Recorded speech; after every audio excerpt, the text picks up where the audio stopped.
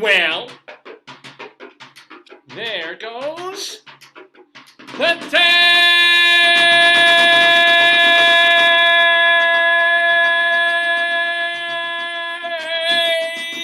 Good morning, everybody, and welcome live on this Saturday morning, September 14th, 2024, to the we have the chickens. The chickens are flying. The chickens are flying, my friends.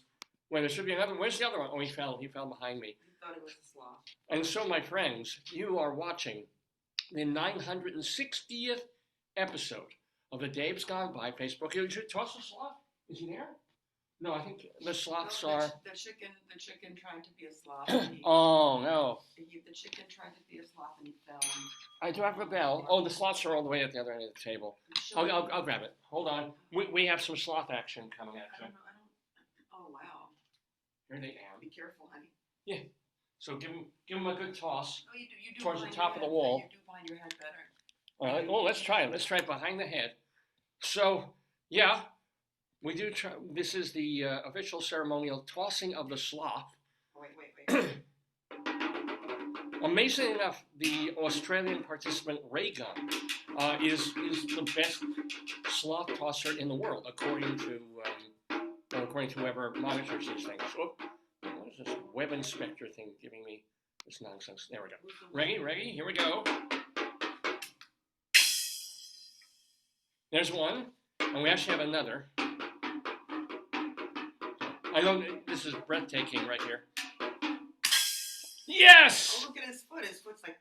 Oh, well, he broke his leg when he was going on the wall there. So, my friends, my name is Dave Lefkowitz, and this is my program along with my wonderful, darling, and adorable wife and all of you. It's called Dave's Gone By, mixes humor and culture and interviews and just crazy, crazy stuff. And we do it every Saturday morning from 9 until noonish or thereabouts. Yeah. 9 until there's the yard sale. 9 until we actually crave bagels. Where was the yard sale? Oh, yes, there's one from 8 to 2 today. It's very exciting. Do you remember where it was? I don't. No, we see a sign and it didn't even have the place on it. We might pass it in our travels. I'll look it up on my thing. Yard sale. Gotta love those yard sales. So anyway. You want to show them your new friend? All right, let me set it up. Let me show. So we go to this place every week or two. It's fairly nearby. It's about 5 miles from here. And they have a beautiful, a nice little man-made lakey pondy thing that they built in. You were talking to the people who upkeep it one time, you told me. Yeah, because they have to come in there and they have to make sure what trees are dying, if they have to plant a new bush, so it's landscaping, or even more than that. What do they call it? Water. It's a water habitat. It's not a koi pond, but it's no. But it's also groundskeeping. I mean, they're dealing with the trees and the walkways and the paths of this particular area. So, and this was a couple of weeks ago. I heard them kind of walking around, pointing at things. Well, no. I mean, this needs to be reseeded. This needs to be this. And I was yammering at them and telling them that I loved the fact that this pond was full of tadpoles. Yes. And easily, visibly seen, adorable little frog moths. Little, not frogs, tadpoles. With leg buds. They were getting leg buds. Yeah. So they go from pollywogs, I think, to tadpoles. Yep. Ultimately, supposedly, into frogs. If they make it. So you can look into the water, because it's not deep at all, and man-made, as I said, and you can see whole schools sometimes of these they look like almost guppy fish, but they're not. They're pre-frogs. And you see them just go, because you can tell some of them look exactly like fish, but some already have like the blumpy sides coming at them, which is a beautiful, beautiful, beautiful, beautiful thing, right? Because we know what's happening. But in the 2 years that we've been living in Maryland and going to this place, we once saw a dead frog. We've never seen a frog, a live, actual frog, even though there's a zillion tadpoles. Where are they? What happened? And the one time we see a frog, it's on the little walkway near the grass, near the water, and completely, it had been picked apart, probably grabbed by a bird. And then we came back, it was gone, remember? Yes, That was weird. they cleaned it up. They took it. They Yes. whatever. So the And only time autopsy. was it? Autopsy. Maybe probably autopsy by a bird, and then some groundskeeper, swept it up. Like Peter Griffin with a frog in the box, probably kept trying to push it on the thing. So it always, as much as I love looking in the water and seeing these little old frog to bees swimming about and doing their thing, I've always wanted, never a frog, never a frog. And then for the past couple of weeks, the water has been like pea soup green. Well, not that dark. What color green It's is? algae. It's Yeah. like almost aquamarine, right? And it's like a Yeah, it's just there's very strong green water. Presumably, as my wife says, just all this stuff blooming and growing and whatever in it. We've never seen it this color, which is annoying Maybe because you algae. can't see in it. I don't know if it's algae. I don't know. And even because they have the pipes bringing the water to and from, Yeah. even the water coming out of the pipes Yeah. is sludge green, Yeah. which was incredibly disappointing because now you can't even look in the water to see the tadpole swimming. Maybe it's to keep them alive. Oh yeah, no, It's I probably realize the covered, it's ecosystem probably is. covered, yeah. But here's the deal. Last week, or 2 weeks ago, and again this week, we're there. You saw someone last week? Yes, remember? But we didn't We get a came. picture. We didn't get a picture 2 weeks Oh, ago. you're right, but we couldn't get a photo. Yeah, because we came upon them. We were like, we saw. Do you think it's a vampire frog? That's why we can't get a photo? Oh. No, but because it's out in the daytime. Oh, okay. And he was sunning himself. A vampire frog Oh, no, would not be. That's true. Yeah, Okay. yeah. That's true. You're right. So, we 2 weeks ago we're coming there. Near the water, there's like these lovely white steps leading down to the water. But you can't go in it. No, you're not supposed to. No. People, I'm sure, throw money in it. But who would go in that slimy pond? Nobody. Well, frog would. A frog Yeah, but would. not humans. I don't think No. anybody would be like, "Yo, that looks refreshing." Well, not when it's all green and No, ooky, but no. other times of the year it Yeah, looks yeah. okay. You want to dip your feet in the water on a hot day. I don't. Mm. But we go to that little area, and we're like, whoa, is that what we think it is? And we come out, and it's this little grayish green slimy item thing. Well, I thought it was a rock. Yeah, Didn't you? because who knew? And my eyes, from far away, and then we come close, and That's suddenly because it, you keep your glasses in your pocket. and it leaps. It leaps into the water before we can. Well, It was a wait, frog. it went like, That was yesterday. oh, like that, yeah. Yesterday I we never come heard back. that sound. Like that. It was the most adorable thing. Yesterday we come back, and over on the other side, we see, oh my God, that is a friggin' frog. That is an actual Yes. frog. Yeah. And we did get a picture of it, which is kind of cool. But A I few had to things. get it in 16, whatever, not 64, so it's blurry. But you can do this. You can make out that you that can is. do this with it. Look, do this. You can do this. All right, well, it's not a turd. That is an actual, Yes. real life, full grown, not a tadpole, not a pollywog. That is a serious, Frog. Yeah. beautiful frog, Yeah. my friends. Look again. Look again. So we get close enough to kind of take a picture, Oh yeah. and then he literally goes ribbit Like that. But it was like. It was like something like that. Yeah. and leaps into the water. And then I'm like, okay, at least we got a picture of him. At least we saw him. I come back, I start working, at a table nearby. And then I look over, and he's back. And then I come, and I'm you like, got a picture on your phone. I do my phone. Yeah, here, let me do it. You got Check it out. All right, here. Didn't you get a picture? Yes, I did, yeah. It should be like the most recent couple of pictures on my phone.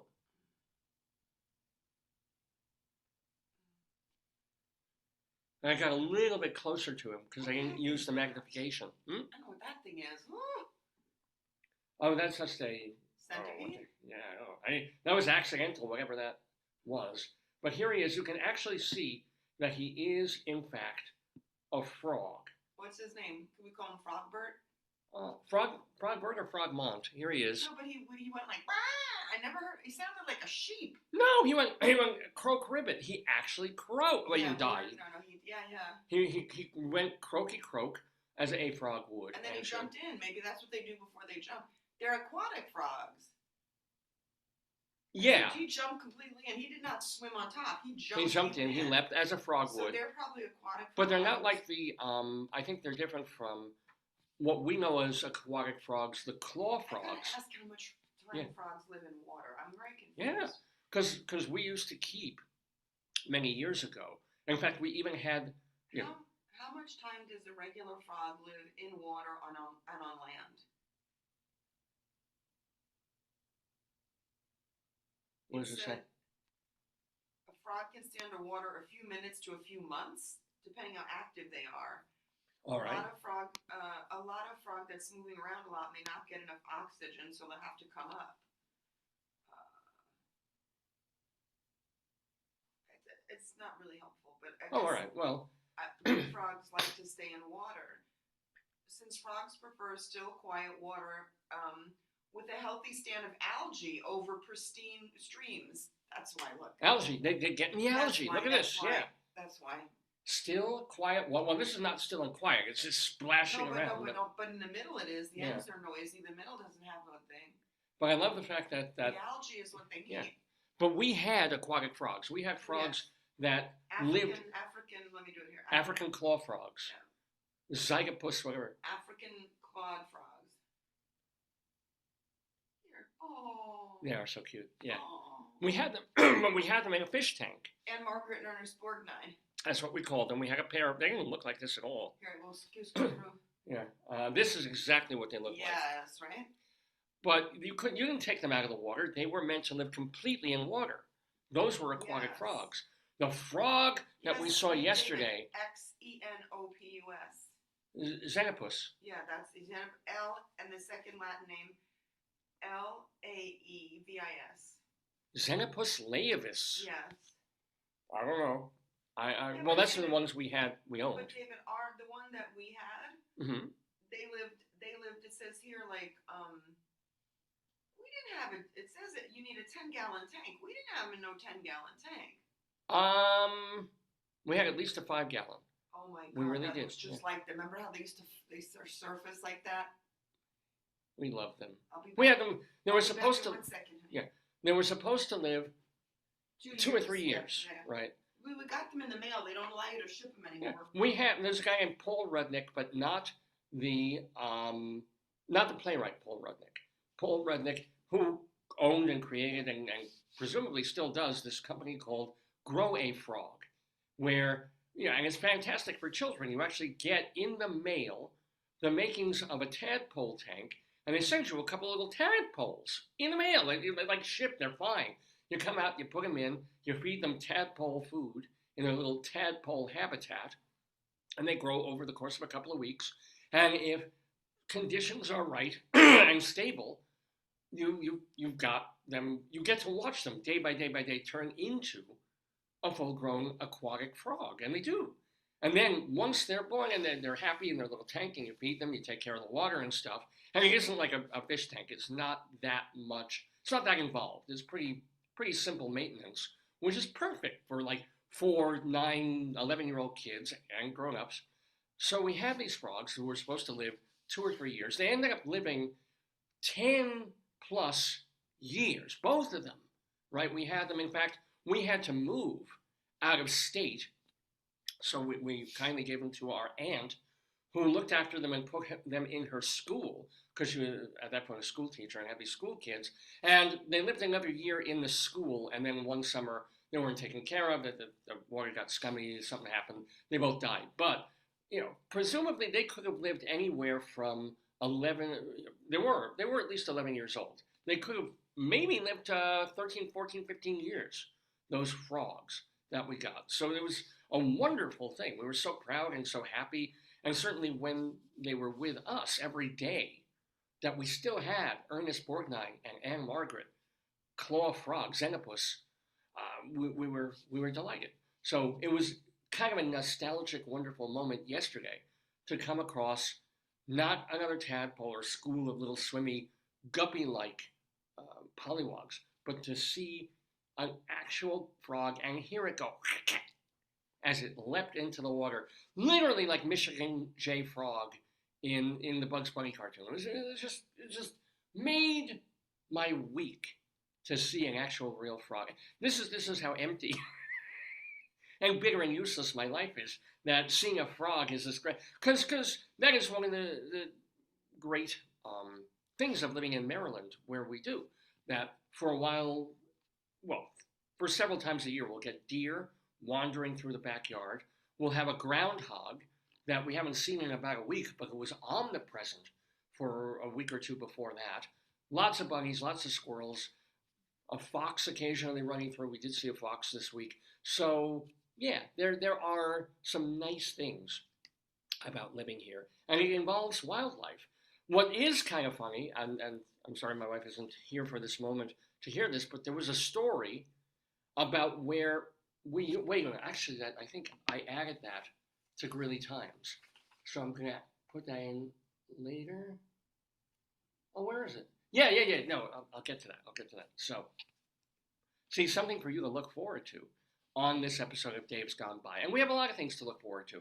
Because, yes, we're talking extemporaneously about nothing for a little bit, but we do have some segments on the show, including Greeley Times. Because my wife and I lived in Greeley, Colorado for about 13 years. And, we were teaching there, doing other stuff there.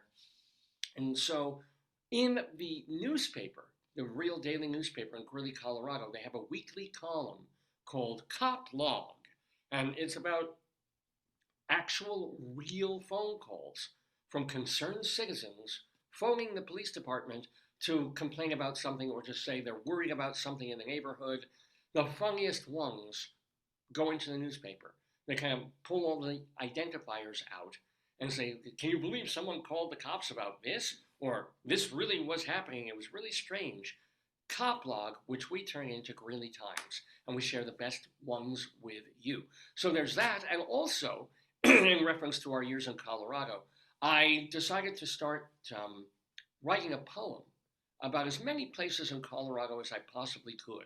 Little poems, short limericks, and because of the limerick form, they're silly, they're often raunchy, and when I write them, disgusting and evil. We call them the Colorado Limerick of the Damned. And this week, we're going to Axial, Colorado. Yes, Axial didn't fall, Axial rose. Axial, thank you, Colorado. Look. Oh, yeah. It says they're illegal in certain states, like because they're encroaching on the natural species. They're legal in Maryland, though. They are legal, which is good. Yeah, but that's the thing. Not Jersey. Really, you can't have aquatic frogs in New Jersey. No.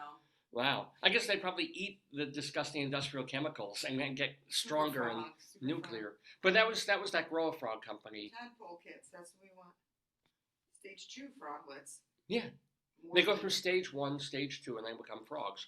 Oh, just a tadpole. I think we would want stage 2 froglet. I don't know what that is. Yeah, if we didn't want to go raise them again from a fish, we could just buy aquatic frogs and skip all the other stages. You can buy a thing that has a filter. That's good. They've advanced since we had it. Well, we had it 20 years ago. We had a morphin kit where that's the morphing when they go from, Then there's this tube that they went through. And different food. It was great. But oh, wow. And if you want to hear my interview with Paul Rudnick, it goes back about 15 years on this program. Wow. We interviewed the guy who founded Grow a Frog. Really cool dude. And I wonder how he's doing. Me too, actually.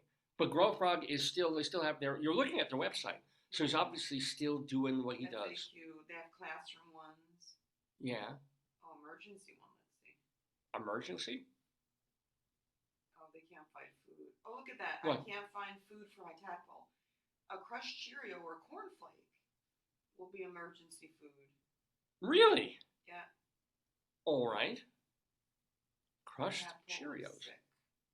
I don't have spring water. Oh, that's right. You couldn't use tap water. You had to use which is fine. Yeah. And they're emergent frogs. They hold each other. The male frogs are apparently happy pants. They try to hold on to anything. Other male frogs. Yeah, they didn't breed. We had read things about where people got grow a frog or these aquatic frogs, and they made baby frogs, and then they would eat half of them, and 1 or 2 would live. But they could actually breed these things. And I'm guessing that in the wild they breed a lot, which is the reason that they've been made, somewhat illegal in certain states because they become literally invasive and take over. It's the reason, and I still don't get this. The reason they tell you not to plant mint in your backyard, because mint, you put one mint plant in, and it just chokes off everything else, and then you've got a whole yard full of mint. Well, I love mint, and I think it looks beautiful when it's growing, and I've never had any luck with it trying to grow it outside. Not so much luck growing it inside either. I'm like, I would love it if a mint plant grew and took over a whole section of the yard. Never done. Everybody else has a problem with it. I was like, oh, there's that mint again. They're pulling it out. I'm like, I need that for my tea. Me, I like have to keep buying new mint plants.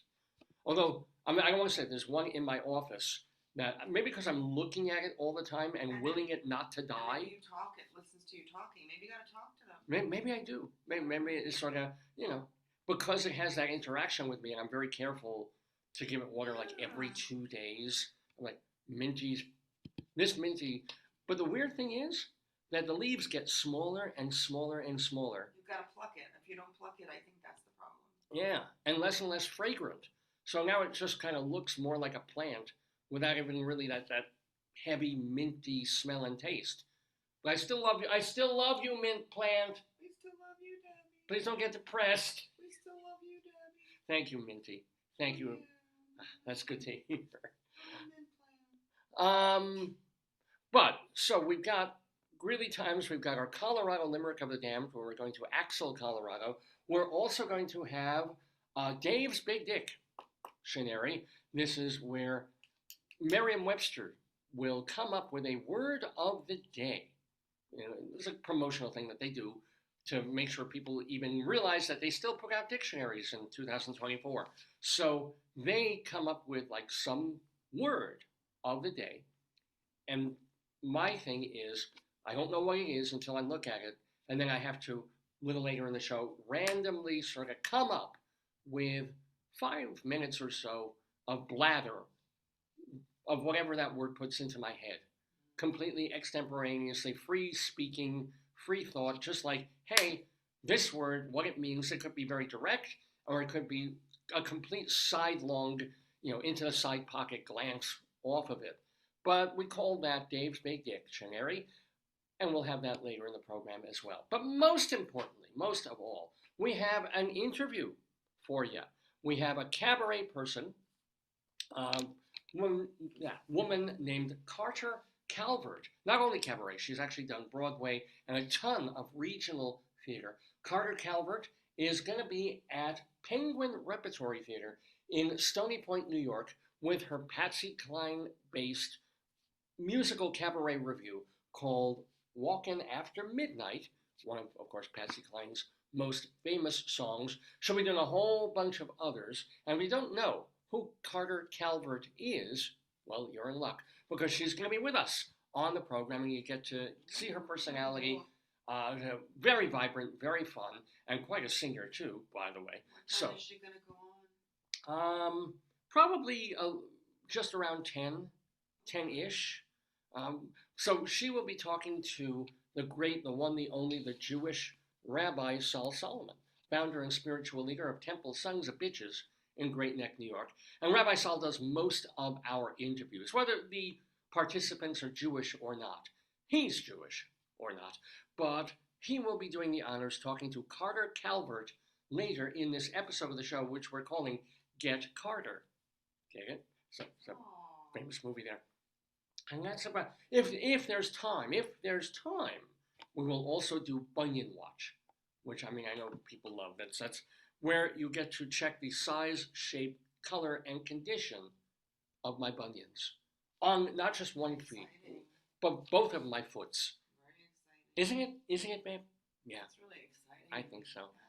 So what else? What do we want to talk about before we get to like Greeley Times and some of the other things we do? The tadpole stuff. The tadpole. And you got to see it too. You knew I wasn't just... No, it's very cute. Here, I'll give you a picture of yourself. Do you want to explain to them how you picked up garbage from the street?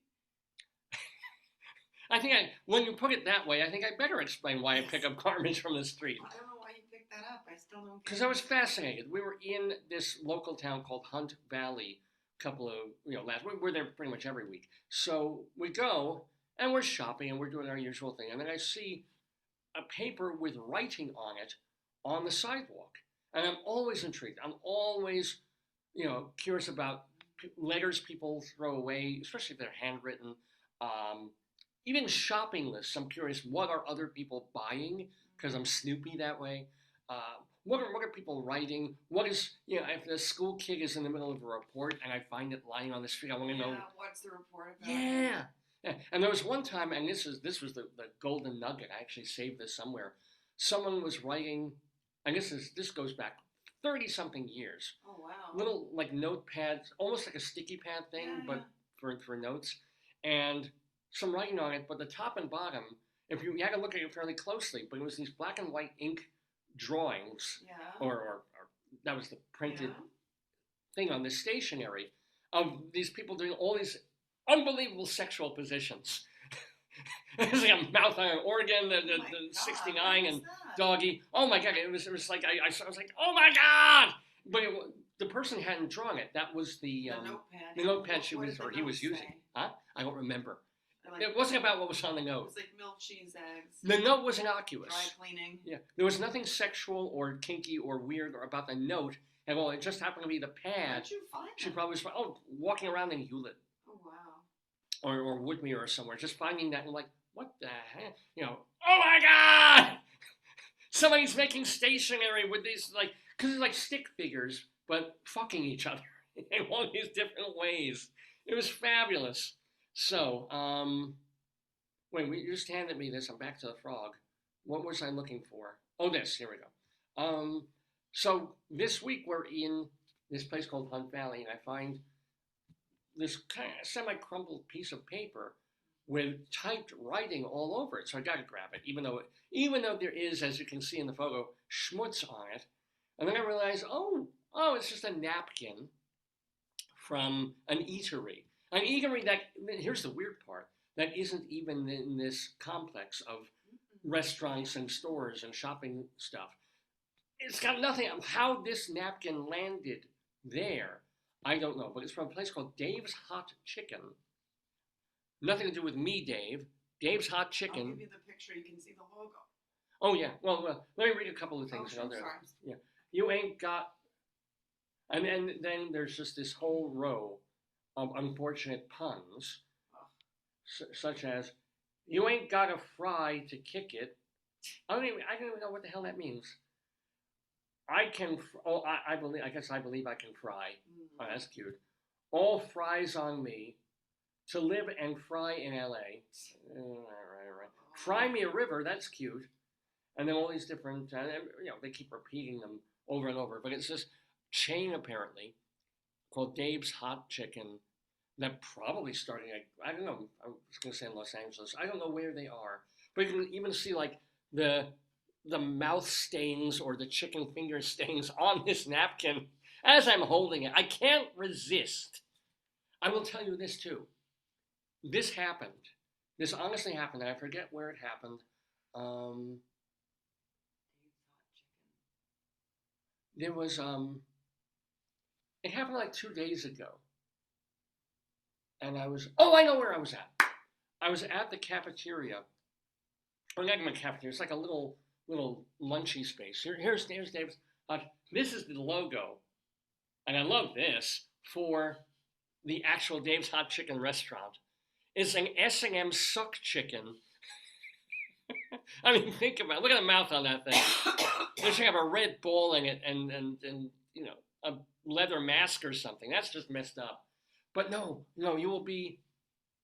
I don't know if you would be proud of me on this, hon, but I was at.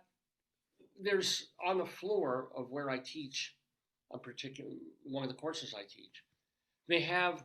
It's not really. Sorry, I guess you could call it a small cafeteria. There's no real place to eat there. You can take the food elsewhere, and they make real sort of almost fast food. They'll do chicken nuggets, they'll do burgers, and I'll sometimes get food there. And I was peckish, so I was there, and then a guy who was there. I think this is where it happened. Maybe I'm misremembering this, but he dropped a French fry on the floor. And and kind of leaves it there for a moment. And I almost went through, 10-second rule, dude. But first of all, he picked it up and he put it in the garbage. He didn't leave it there for like the janitors and stuff, so I credit him. Yeah, but I was like hungry, and I was like,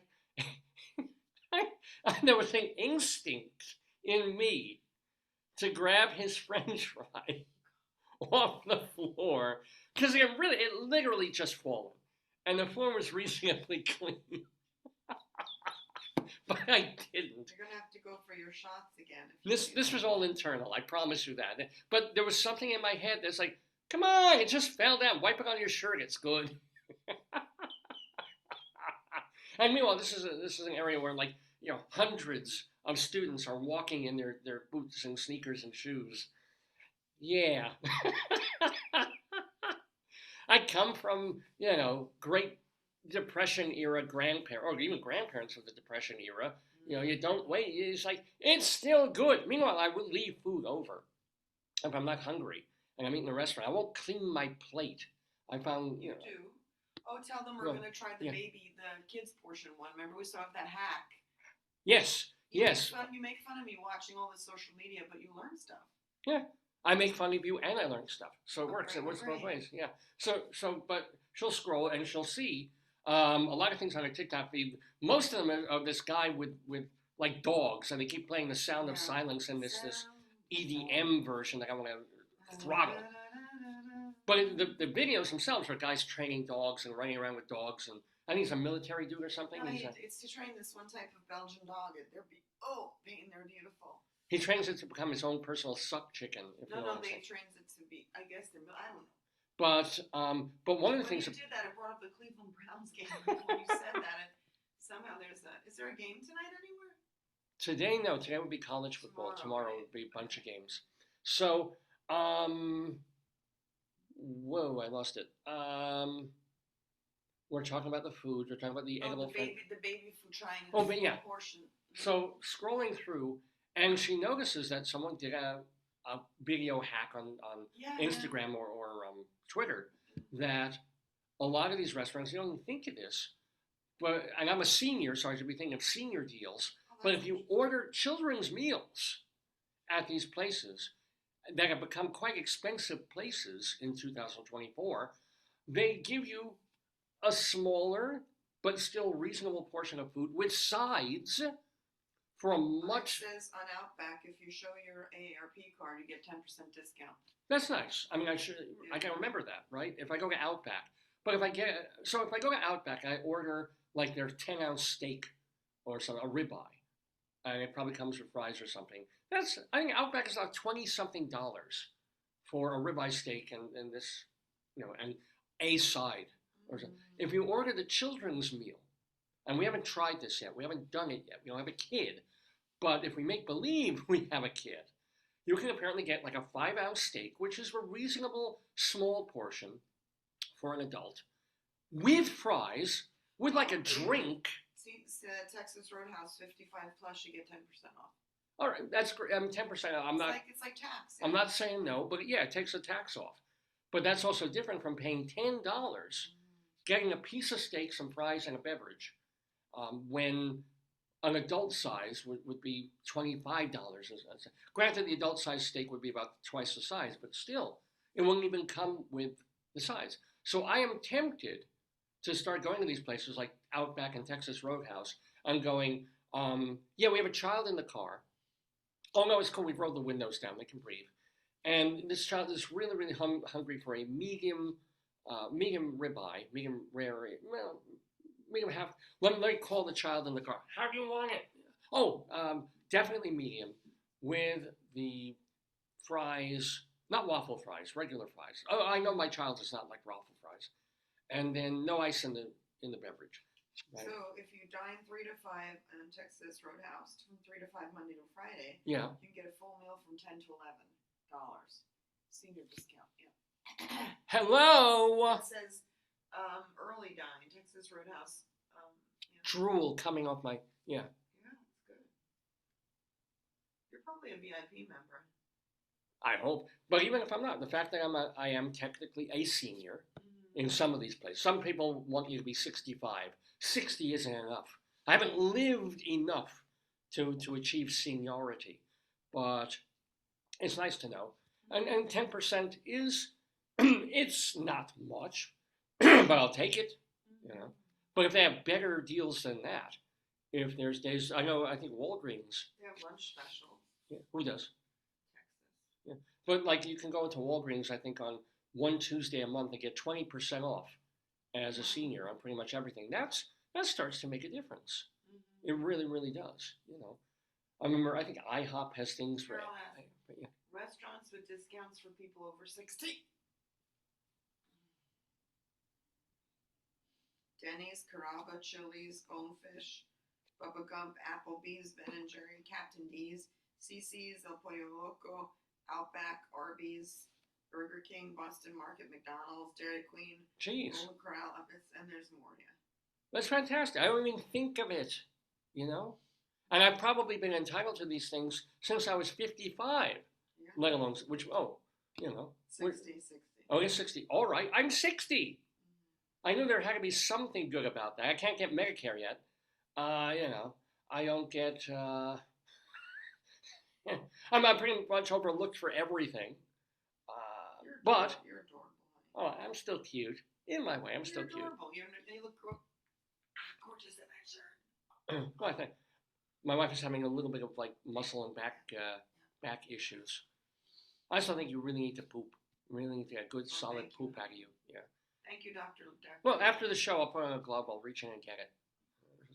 Because that's the kind of guy I am.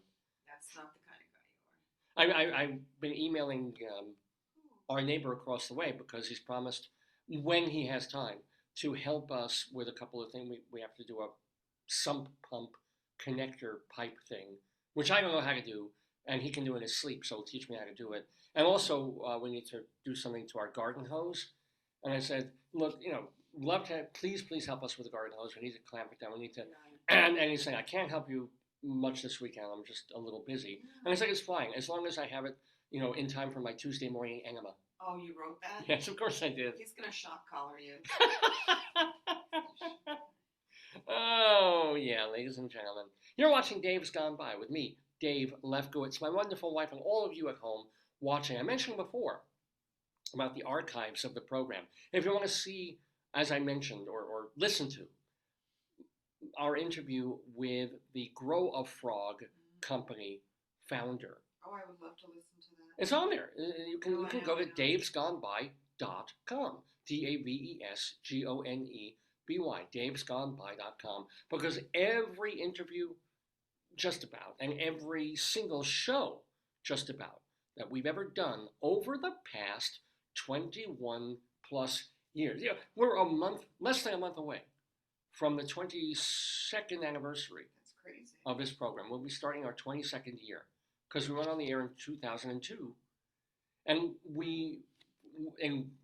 wonderful fact of being alive in the times that we are, we've been able to save everything. Our very first show, our 101st show, our 401st show, our 701st, they're all literally there, saved for free on davesgoneby.com. Plus, we have a whole separate archive of our skits, a whole separate archive of our interviews, abstracted, taken out of the shows that they're in case you just want to hear the interview or watch the interview. So, for example, if you missed our chat with Tim English, the writer, a week or so ago, about his books and about talking about the Kennedys in New York, okay, just go to davesgoneby.com. It's right there. If you missed our interview with Judy, we have two interviews with Judy Collins, legendary singer-songwriter. You missed our interview with Linda Lavin, with Christine Lavin. If you missed interviews with actor Ruben Santiago Hudson. If you missed our interview with Barney Miller, Hal Linden. I mean, I'm just pulling names out of the top of my head. George Clinton of Funkadelic. Have no idea how I got him on the show, but George Clinton was on the program, as was Sharon Glass. So all these different people. Very famous celebrities. But really, Kathleen Turner. Who's the man? He's from Baltimore. He's in Hadestown. Oh, Yeah. Andre the You know why? Shields. I couldn't take it at the dentist, but it was a Baltimore magazine. They did a whole article on it. It was wonderful. Yeah. He's a Baltimore native. They named the street after him in Yes, Baltimore because but he's, I didn't know that like at the time, and I was like, it was a beautiful article. I couldn't take it from the dentist, but it was, you know, yeah, he was just Baltimore off Broadway magazine. Yeah, yeah. in Cats the Jellicle Ball. That's what they were talking about. I didn't get it. I didn't know the context. Yeah, well, you know, most people don't talk about their Jellicle balls because they keep that, you know, between themselves and their proctologist. But yeah, Andre the Shields, man, was on this program the year he was nominated and won a Tony for Hadestown. Yeah, so we're very, very happy to have all those archives available to use, guys. Plus, we put our archives at archive.org, archive.org. It's the same material from us. We just have another platform for it in case my website goes down or something like that. You can always find the same stuff, archive.org, on the Dave's Gone By channel. Plus, we put our audio archives at a place called castbox.fm, castbox.fm. That is, again, every show we've ever done, but the audio only. So the first 17 years we were a radio show, there was no video. But even the video programs that we've done after that, if you want to just listen to them and walk around with headphones on because it's meant for podcasting, go to castbox.fm. It's a really easy platform for that. Plus, we have a YouTube channel, Dave's Gone By. Plus, we have our last bunch of years of shows archived on Facebook automatically. It's quite wonderful. We do the program. As soon as we log off, Facebook automatically keeps the show forever. It's amazing. I love it. Technology. Yeah. And the only reason I learned about Facebook, the Zoom, I think it was when I worked for that nonprofit. Yeah. And then it was one way to host. I remember that. I learned that through them, I think. Yeah, it was thanks to you that we started really doing this Facebook podcast thing. Because I had forgotten this. We had tried to video it. Yeah, we were before the whole Facebook thing and the Zoom thing, especially because Zoom wasn't until until the pandemic. I'm gonna see when it began. When did Facebook Live become a thing? Oh, not Facebook Live. Not that one. I made a mistake. When did Facebook Live through Zoom become a thing?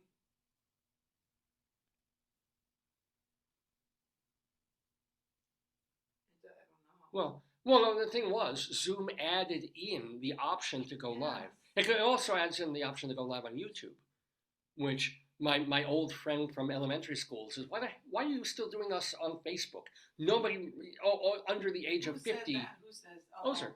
Yeah. Wait, hold on, wait. Who said that? Who said that?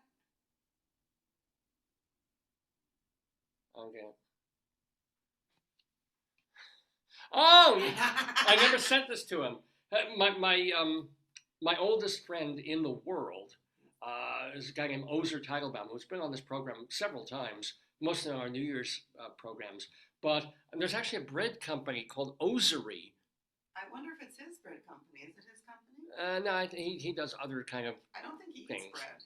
No, he eats like rice cakes, and he's always had a gluten thing. So it's weird to find a bread company called Ozery because his name was Ozer, and we always used to nickname him Ozzy. Oh, so yeah. Maybe he's branching out.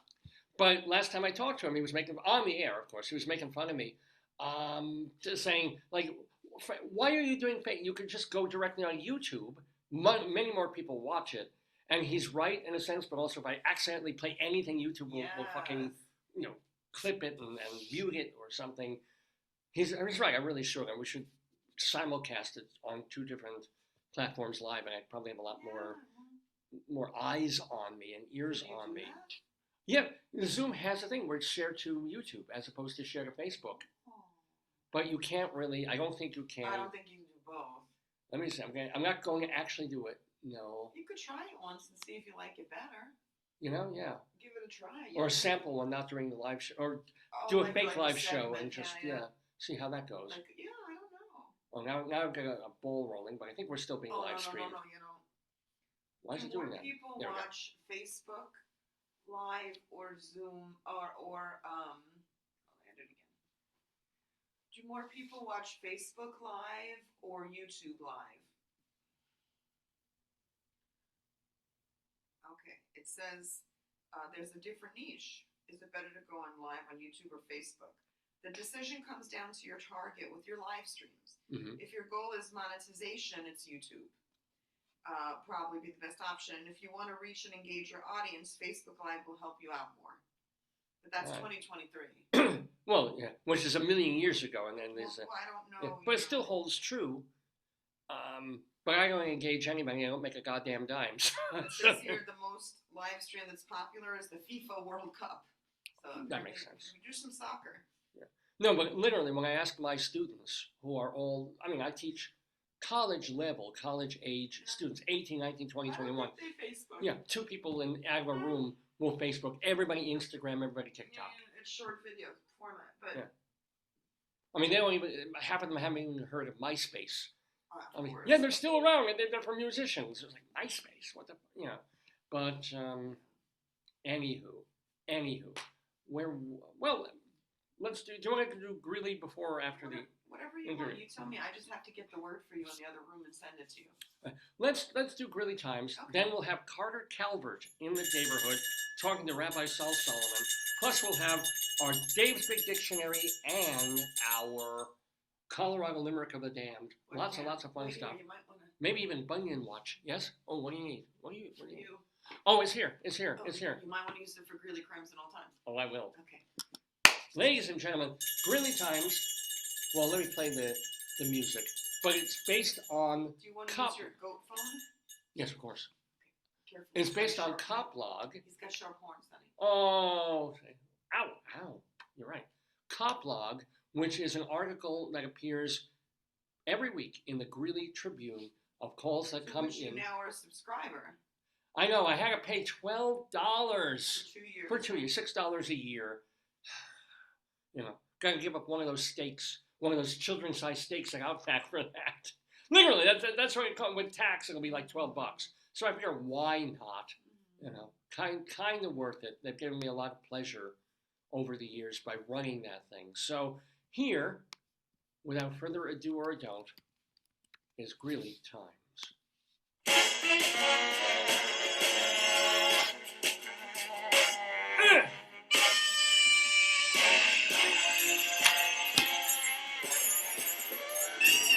So, ladies and gentlemen, Greeley Times. The phone is ringing already. Let me grab it from the poo phone.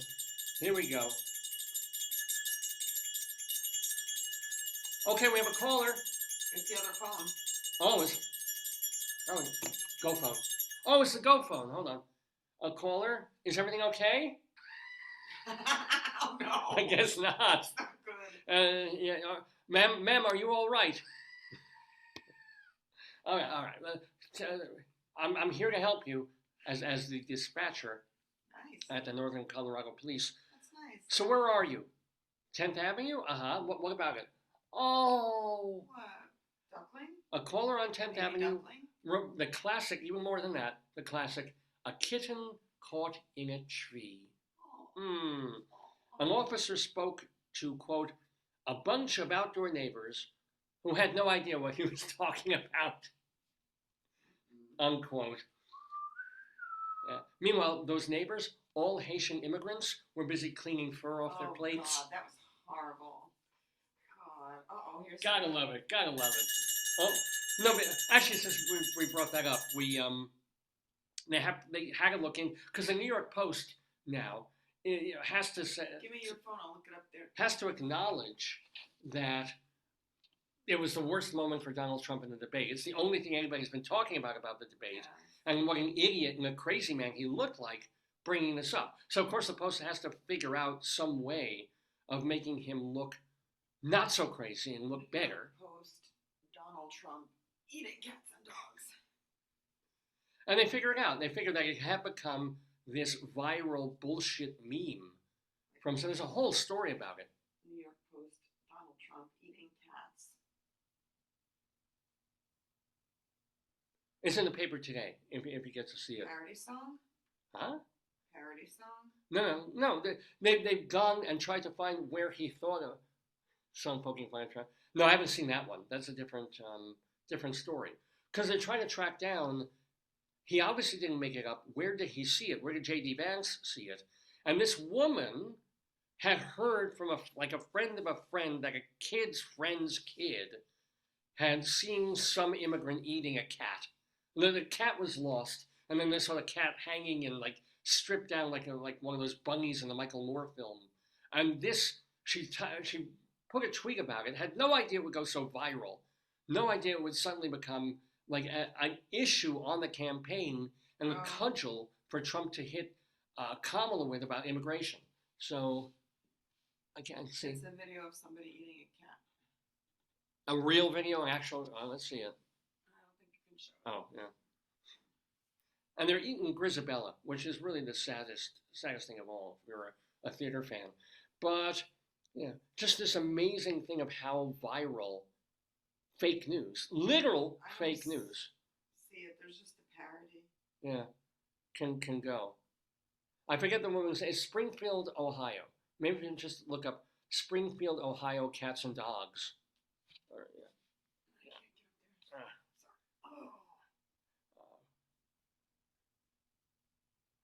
Oh, here it is.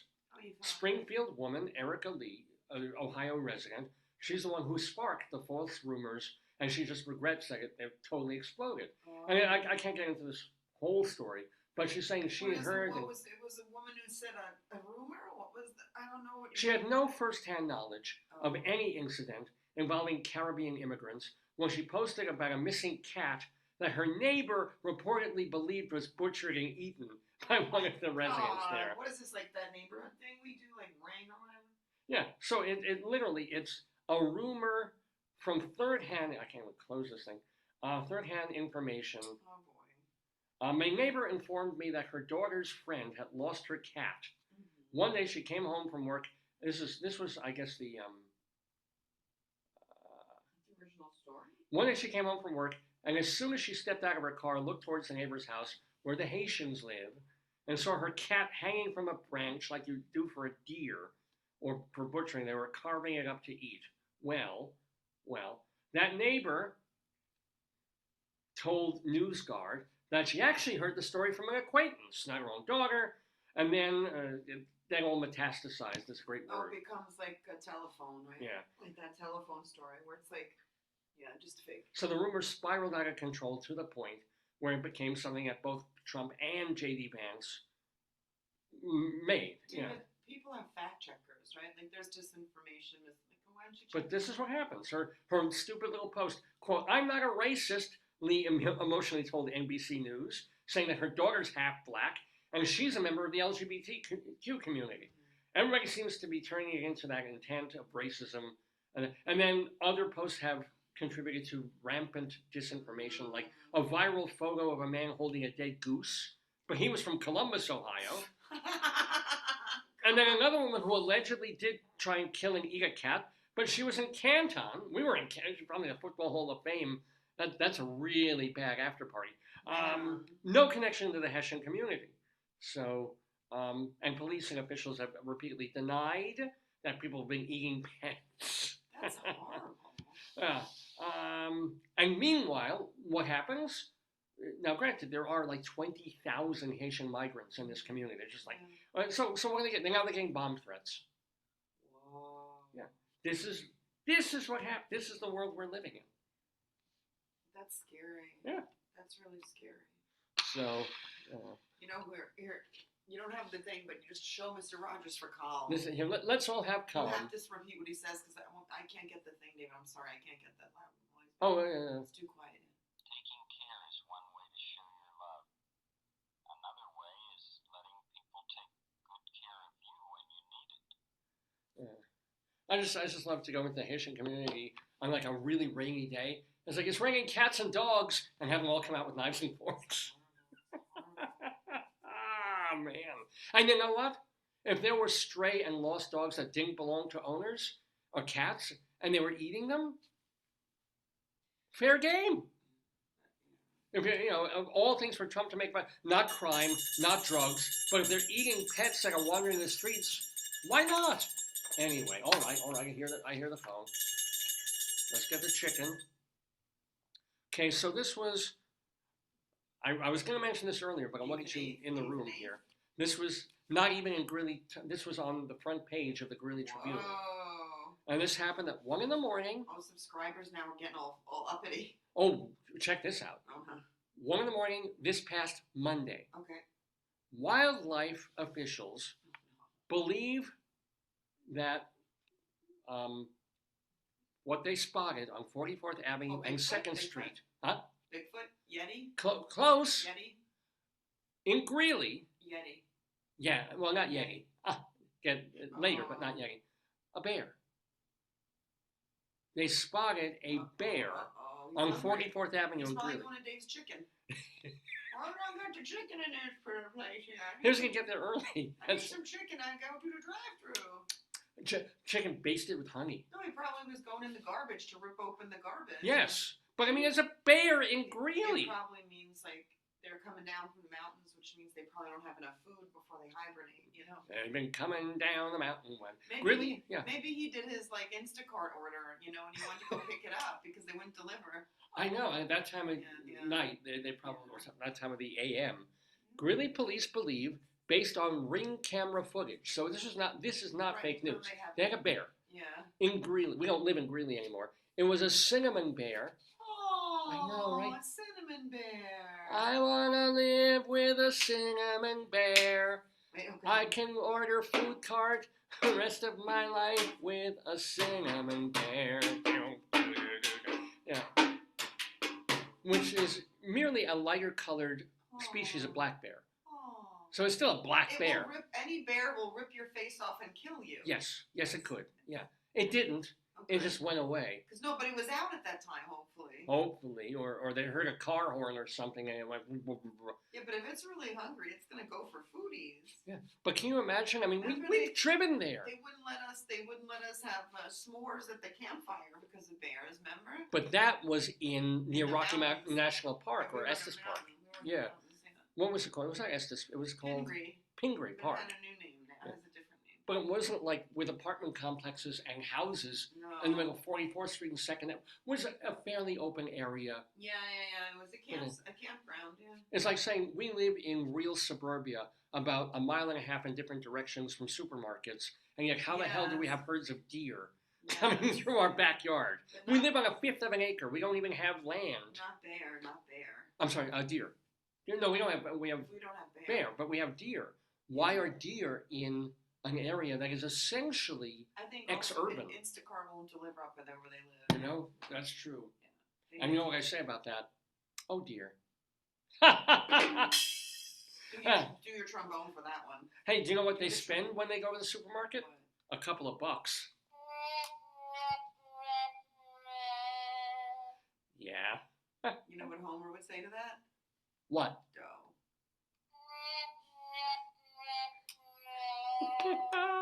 Ladies and gentlemen, you're watching Dave's Gone By. It's 10 o'clock in the morning, Eastern Time, here in the Daverhood. I'm Dave Lefkowitz.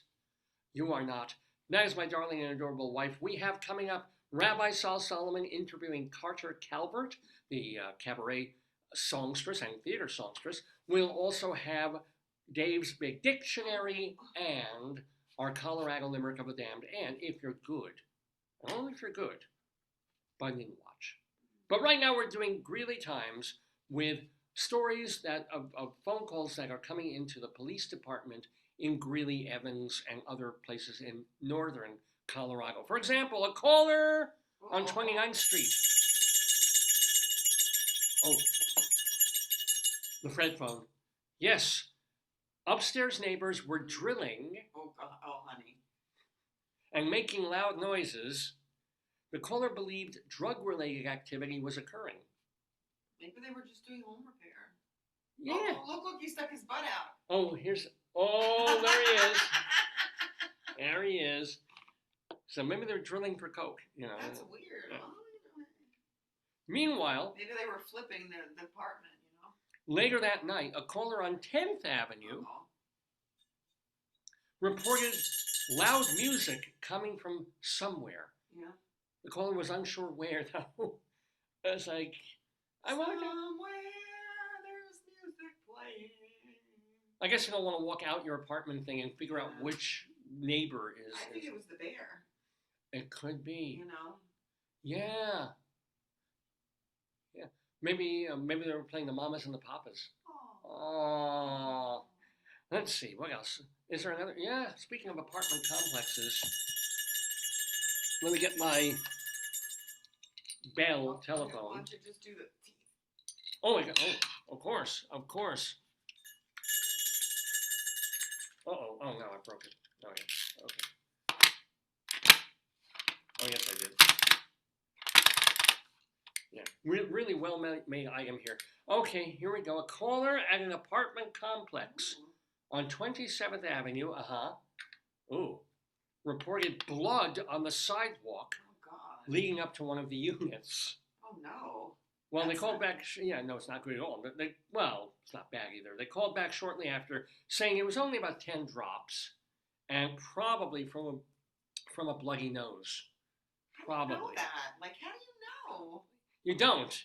You don't. I'm sorry, like, you don't know where the blood came from. They should still investigate Yeah. that. Bring some thread. You might have to reattach an arm. I mean, that seems a little bit like if you see enough blood that it's noticeable, that's a problem. Well, a nosebleed can be anything in the face. Yeah, but David, if you see that much, I don't know. I would investigate that. That seems real. Well, that's what you called the cops. That seems real to me. Oh no, there was blood. No, but that seems like it's a real emergency. Emergency? No, maybe. I mean, not to be. Well, of course I'm going to be gross about this. What about a girl like having her, you know what, and you're not not gonna bleed on the floor like that. Wouldn't you? No, drops of blood are coming from like something. No, it wouldn't be from her hoo-hoo, because I think a whole splat would come down. No. All right, I'm just saying. It's been so long since I've had my period. It's almost an exclamation point. Yeah.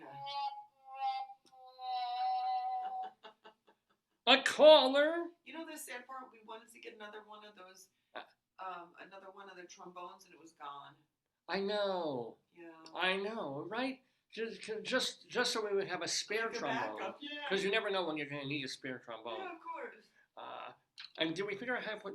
We can't put new batteries in this thing. They make it easy to do ish. A caller at a laundromat. Oh, nice, clean. Where are you? Oh, on Reservoir Road. We remember it well. Yeah.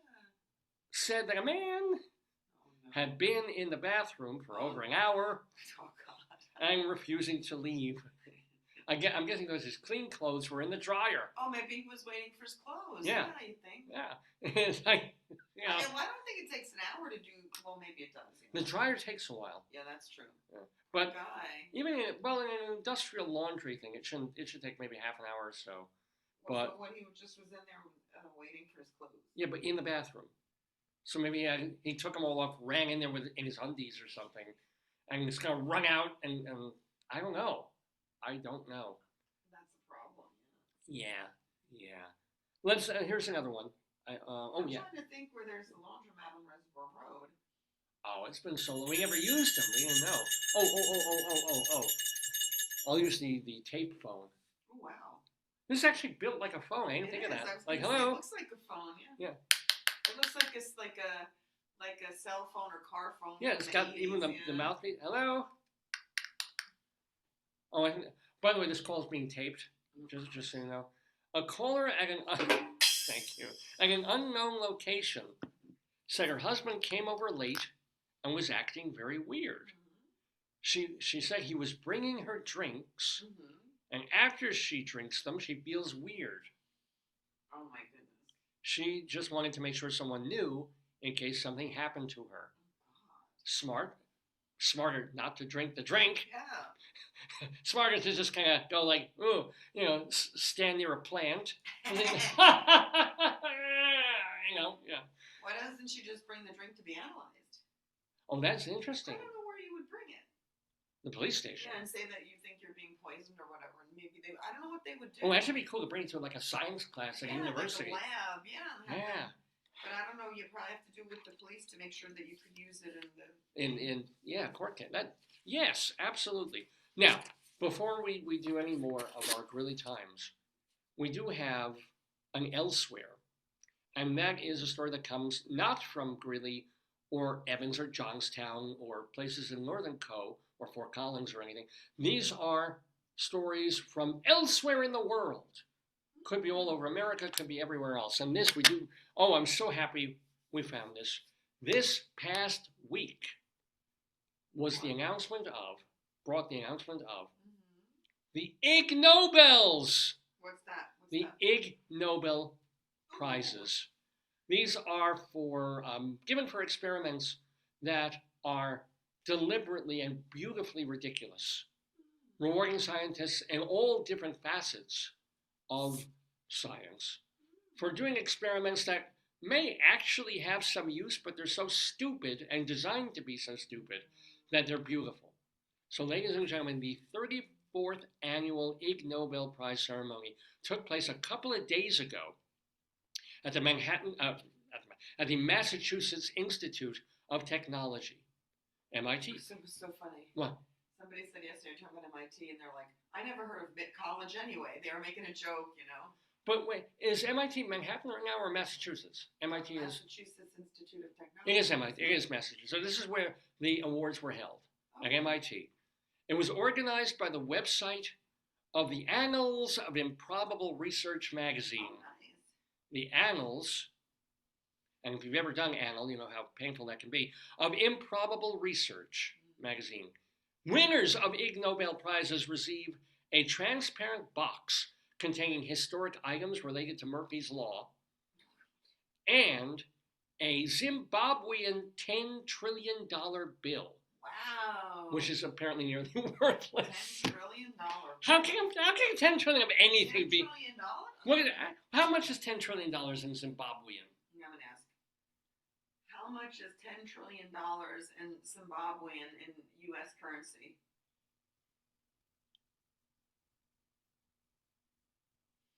Oh, 40 cents.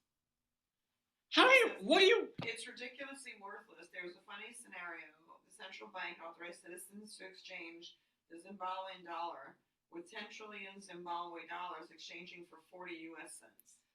So how do you shop I don't know. in Zimbabwe? Well, it's relative, so you're not doing U.S. prices. Yeah, but you would need like $1.5 gazillion to buy a steak. Yeah. What kind of wallets do these people have? I don't know. What is? Can you do a $1 U.S. dollar is how many in Zimbabwean? I don't think we can do that low. What do they do over there? Or do they or are they on the euro? No, they're not. It's not a euro. What? I have no idea how they manage. I mean, when my friend and I were. It was followed by a period of hyperinflation. Really? Really? You think? Yeah. No, because when my friend and I were in Russia, it ranged between 400 to 600 ruble to the dollar. Or like India too. They wouldn't want rubles at all. They wouldn't take. There's like, please, dollars. Give us, $1 for soda. Because the ruble today, 400 would be, worth only 300 rubles the next day. It was literally in that period. Here's the exchange rate. Here's the current exchange rate. You can go from the original to now. Of Zimbabwean dollars. So, all right. So here. That was the original. You can slide to the left. It used to be 1-to-1 in 1983. Yeah, that was a good year. I remember 83. 97, excuse me. It was 10 Zimbabwean dollars to the $1. That worth 10 cents for a dollar. Yeah. By 2000, they were down to 100 Zimbabwean dollars to the U.S. dollar. By July of 2006, it was 500,000 Zimbabwean dollars to the dollar. 500,000. This is nuts. This is completely freaking insane. It doesn't go any lower than this. November 8th, 2008, they checked. And it was $669 billion to the $1 U.S. dollar. They give the $1 trillion bill. You have to roll up a truck. Yes. To get to go to Home Depot. I need a caster on my But in Zimbabwe, bookcase. it's proportional, so it's relative. It's only when you translate. Yeah, but what would it cost to buy an egg in Zimbabwean currency? Like, I don't even know. Is a Zimbabwean egg worth a Zimbabwean dollar? I don't know. That's crazy. But an American could walk into a Zimbabwean store and buy it with a dollar. Yes. He could buy the town. How can this be possibly I don't true? understand it. It's nuts. You know, and I realize this is a poor, whatever, they call it third How world. much is the Zimbabwe dollar worth in the U.S.? I can't, can you read it? I It's can't. a fraction. Yeah, 0.00. 0.0031601006. I don't get it. It's madness. It's hilarious So madness. that's part of who won the ticket? So here's the deal. Winners of the Ig Nobel Prize actually win a $10 trillion bill of Zimbabwean currency worth 40 cents, and also some items that are related to Murphy's Law, like everything that can go wrong will go wrong. Former Ig Nobel laureates distributed the prizes at the event, which happened this week in Massachusetts. Said Master of Ceremonies Mark Abrahams, quote, "While some politicians try to make sensible things sound crazy, scientists are discovering crazy sounding things that make a lot of sense." Okay. So the ceremony began with a speech by Kees Moliker. He won the 2003 Ig Nobel Prize for Biology, and he won this for a study that documented the existence of homosexual necrophilia in mallard ducks. What? This was his study? Yes, that ducks will fuck dead ducks, and particularly the gay ones. This was a study. It won the award, the Ig Nobel. And holding up a duck, he said, "This is the duck." Well, this the dead one, unquote. You can tell because his asshole was spread. Yeah. The ceremony then continued with a man taking the stage while wearing a plastic face mask and a yellow target on his chest. So, of course, everyone in the audience started throwing paper airplanes at him. You think the MTV Music Awards are, you think the Emmy Awards happening are, check this out. And then the official presentations began. And when they got, thank goodness. What happened? No, thank goodness that they officially. Oh, well, so whenever the presenter or the winner or whatever would get a little too dryly scientific in their explanations, a young girl would run up on stage and whine, "Please stop, I'm bored." Oh my God. Isn't this the most wonderful award ceremony ever? I love it.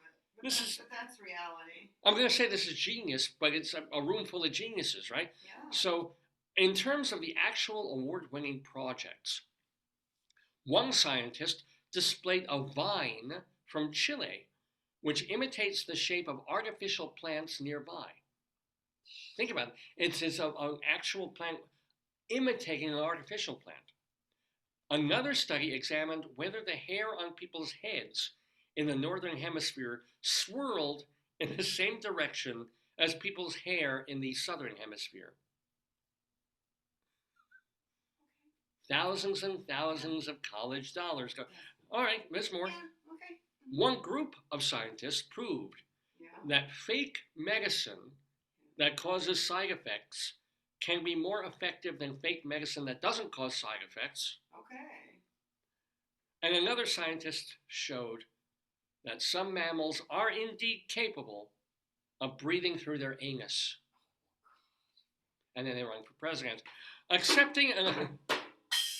This is magnificent. Accepting an award on behalf of her late father, B.F. Skinner. Oh, Skinner. That's Skinner. Skinner box, right? Tell people what the Skinner box is. It's isn't it I don't remember this from Skinner, Psych, but I think Skinner is like negative stimulus. What are the Skinner experiments? Or the Skinner chamber? Yeah. Conditioning through a laboratory. So observed behavior was able to hold them, and they could press a lever for food. It says a person first exposed to a stimulus which elicits a response, and then the response is reinforced. So like Skinnerian training, like your pet sits, you make the click, and give it a treat every time it sits. It associates the click with the treat. How is that so different from Pavlov? I remember we learned about both of them. Yeah. Well, Pavlov was the expectation thing, whereas Skinner was conditioning. A rat to get food with a lever. Yeah. Operant conditioning. Yeah. I know I use, in the shower, I use Skinner shampoo. because it does really good conditioning.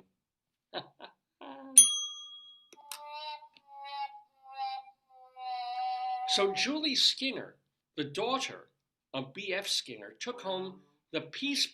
Her full name now is Julie Skinner Vargas, so she got out of that family.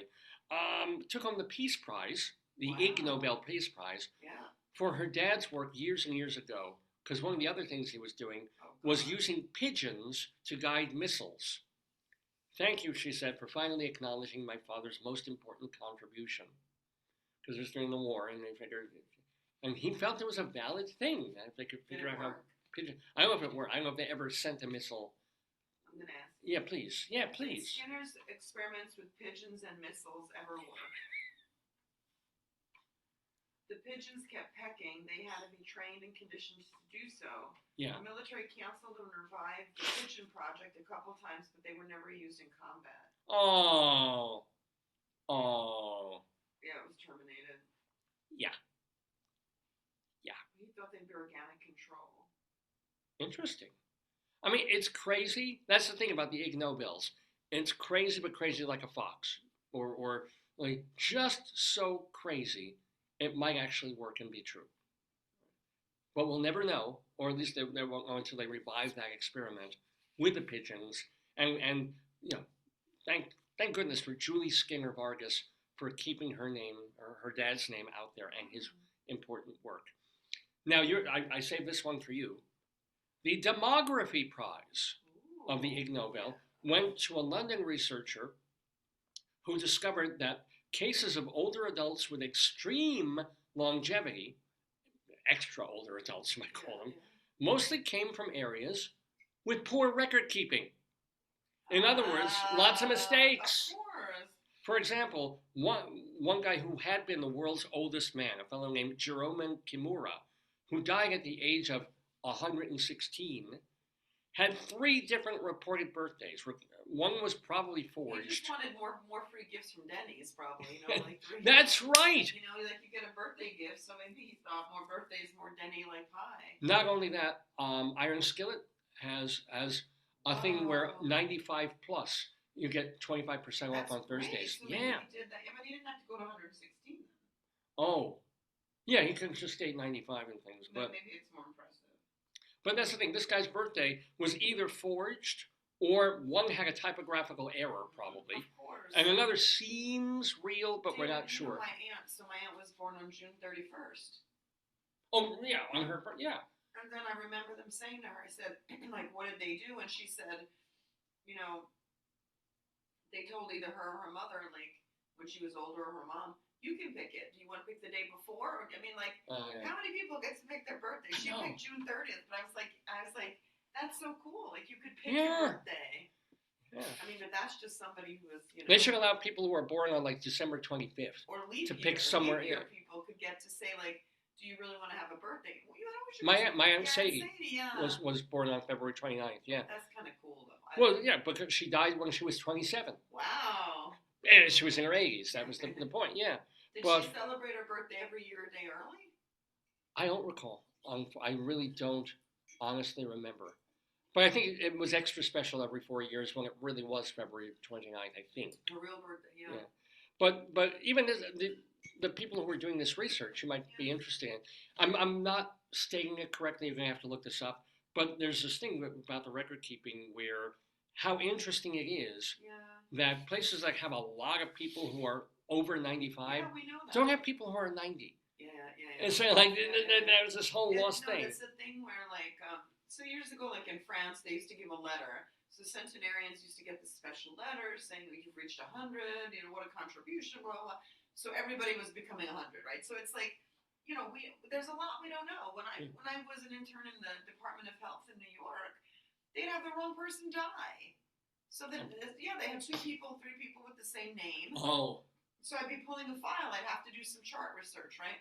So I'm pulling the file for, let's say, you know, Tom Jones, right? Am I making that name? Right, yeah. You know, or Tom, like, you know, Andy Smith or you know, David Smith or something like that, right?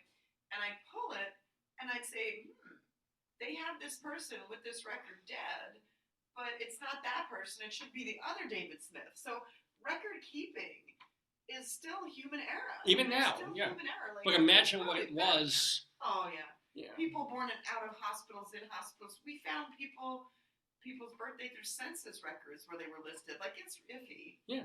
Which is exactly what these people are saying. Yeah, It's like yeah. the oldest old, as you would call them. All this stuff is They're just, old, but there might not be 112. It's very hard to you know. Yeah. To And prove, yeah. but finishing up the Ig Nobels, because we have one more. Here's James Liao, Yeah. a University of Florida biology professor who got the physics prize for demonstrating and explaining. For demonstrating and explaining the swimming abilities of a dead trout. Oh God, they don't swim. Well, they kind of can. Swim, David. This is what he was proving. Okay. This is why we have science. A dead trout swims? Well, if a dead trout is pulled into a vortex. That's not swimming. Well, yeah, it may not be technically swimming in a certain way, but here's the deal. If you got the fish pulled into a vortex, I guess with other fish, they still move the same way as living fish. Says Dr. Liao, quote, "The dead fish experiment was a quick way to show that the shape, the slime, and the flexibility of a dead fish is enough for it to harness the energy that holds its position and makes it even move forward. So the very act of a vortex pulling it along is not being pulled along in the same way as, say, a rock or another object would be. It's actually because it's shaped like a fish, and it was a fish, it's going to move like it would have when it was alive and like the other living fish around it." Sounds insane, but who knows what this will bring to studies of migration and migration patterns. As Dr. Lau said, quote, "A dead fish does live fish things." It's alive, I tell you. So, yeah, Dr. James Lau, winner of the physics prize for the Ig Nobels that happened in Boston this past week. And by the way, we thank the Associated Press for covering this and got their information about that from there on Dave's Gone By, where we're going to be finishing up now. I keep pasting this one hair down. Thank you. Come here. No, Yeah, it's all wet now with my goo. My hands are a little bit wet from Oh, that feels nice. Cleaning your face, cleaning your face. We gotta look nice. Let me see. Oh, glamorous. Oh, actually, since you're doing that, I've got some pubic hair down there that isn't staying. That's a little too curly. If you could, no. Look how pretty. I love that shirt. That shirt to me is very like Pollock. Doesn't it feel like Jackson Pollock? Well, speaking of dead fish. We got one more story from Greeley Times. This is going back to Greeley, Colorado. We have much more stories since you joined the club. Oh, I know, right? Well, I can get the article still. Remember, this is all coming from the Greeley Tribune, a real, actual newspaper. And this is real phone calls to the police department from a caller at a church. Not on 8th and 8th, not 10th and 10th. 4th and 4th? 11th and 11th. Wow, we never get a story from 11th Street and 11th Avenue in Greeley, Colorado. But the person said that a man was standing by the side of the building with, quote, his backside showing. What? At a church? At a church with his backside. Well, oh, come all you faithful. Maybe he was just showing his, he was being naked in the eyes of his deity or something. Yeah. Well, and he wouldn't be the first asshole you found in church. No buts about it. Wrecked him. He nearly killed him. Yes. Ladies and gentlemen, you've been watching Greeley Times, one of our regular segments on this very irregular program called Dave's Gone. Wait, where's my music? Bye. Mr. Horace Greeley was no fool. Oh, no, he wasn't. I'm sure that you'll agree with me that Greeley was no fool. What he is getting at is that Mr. Greeley was no fool. Oh, no. Yippee-yi, yippee-yi, yippee-yi-yi-yi, yippee-yi, yippee-yi. Ladies and gentlemen, you're watching Dave's Gone By with me, Dave Lefkowitz. Remember, this is our 960th episode of the... I don't know, I keep clapping all day. 960th episode... Award show. You talked about that award show. Oh, that's right, yes. Awards. Bravo. Remember Bravo. the Darwin Awards, was that a thing? Oh, the Darwin Awards was kind of... The same, right? Well, Darwin was like, really some idiot does something dumb and dies. Oh, God. Yeah, I think so, yeah. Is it coming? Survival of the fittest and the... What are the Darwin Awards? Because you used to cover that. All right, here's an example, or here's a thing. It's a rhetorical, tongue-in-cheek honor that originated in Usenet news groups around 1985. Individuals have supposedly contributed to human evolution by selecting themselves out of the gene pool, either by dying or becoming sterilized by their own actions. God. So in other words, they do something so dumb that, you know, we're happy. It's Darwin proving that the better species survive and the... Oh, honey. Oh, tell me. This is an example, June 1st, 2024. Yeah. An example of a Darwin Award is a case of a man who attempted to take a selfie with the wild bear. Ignoring warning and safety guidelines, he approached a bear for a photo and he was killed. Yeah, he was. But it was the camera that killed him. The bear was fine. The camera exploded. That's crazy. They have the Darwin Awards, the IgNobel, they have the Foot and Mouth Award, the Ernie Award. Oh, my God. Here, all these awards. Golden Raspberry. That's movies. We know that. Foot and Mouth Award, Ernie Award. I don't know. I don't know the Ernie, but the foot and mouth makes sense of like the dumbest things that says people. The Ernie is for comments. Oh, misogynistic. Oh, all right. I So, guess it's some named dumb after- chick thought of that one. Hey, it's named after somebody. Ernie. I don't know. Well, no, maybe some guy named Ernie probably said something really awful about women. Okay, honey. Oh, Boogie Bird! Are we doing more? The girl with Rocky. No, we're done with Greeley Times. We're gonna do the Interview? Yeah, they'll have to call back next week. We're gonna yes, we have to get Carter Calvert. Oh, who's calling? Hello. Who is it? I can't. I don't know. Can you listen? Can you tell? Yeah, they must have hung up. Anyway, Phone number. we do have our Colorado Limerick of the Damned coming up. Maybe Bunyan Watch, definitely Dave's Big Dictionary. But before all of that, as we've said, we're calling this episode Get Carter because we're very happy to have in the Daverhood with us a cabaret and nightclub singer, songstress, also a Broadway actress. She was in the show It Ain't Nothing But the Blues on Broadway and leading up to Broadway as well, has toured all over the country in musicals, has done a ton of regional theater as well, a couple of solo cabaret musical performances. As a matter of fact, she's got a Patsy Cline show that she will be doing tomorrow, September 15th, at Stony Point, New York, at Penguin Repertory Theater. She'll tell us all about it because she's going to be interviewed by the one, the only, the Jewish Rabbi Solomon, who has been with us since our very first program. Sometimes he does little mini sermons called Rabbinical Reflections. He's done other things on the program. He does a lot of our interviews now. I don't know why I let him do the interviews, but I find them fun to watch. So, ladies and gentlemen, without further ado or a don't, I need to share, pull a couple of things down so I can share my screen with you all. I have my slide deck up for next week's classes. Just gotta get rid of that. Hold on. Gotta delete that. Thank you very much. Okay. Now, share screen. Here it is. There it is. And I just have to play. Oh, David, wait. What's the matter? The Campbell Soup Company's changing its name. What? Yes. It says after more than 100 years. Why? I don't know. I can't. What are they changing it to? They're decided to drop the word soup. Campbell's Company. They're dropping the word soup. Because I guess what? They're making More than Campbell's. soup? Really? I think they're making stew. You know, Quaker Oats makes more things than oats. We can glean Maybe that. not. Maybe not. I mean, I get changing Aunt Jemima.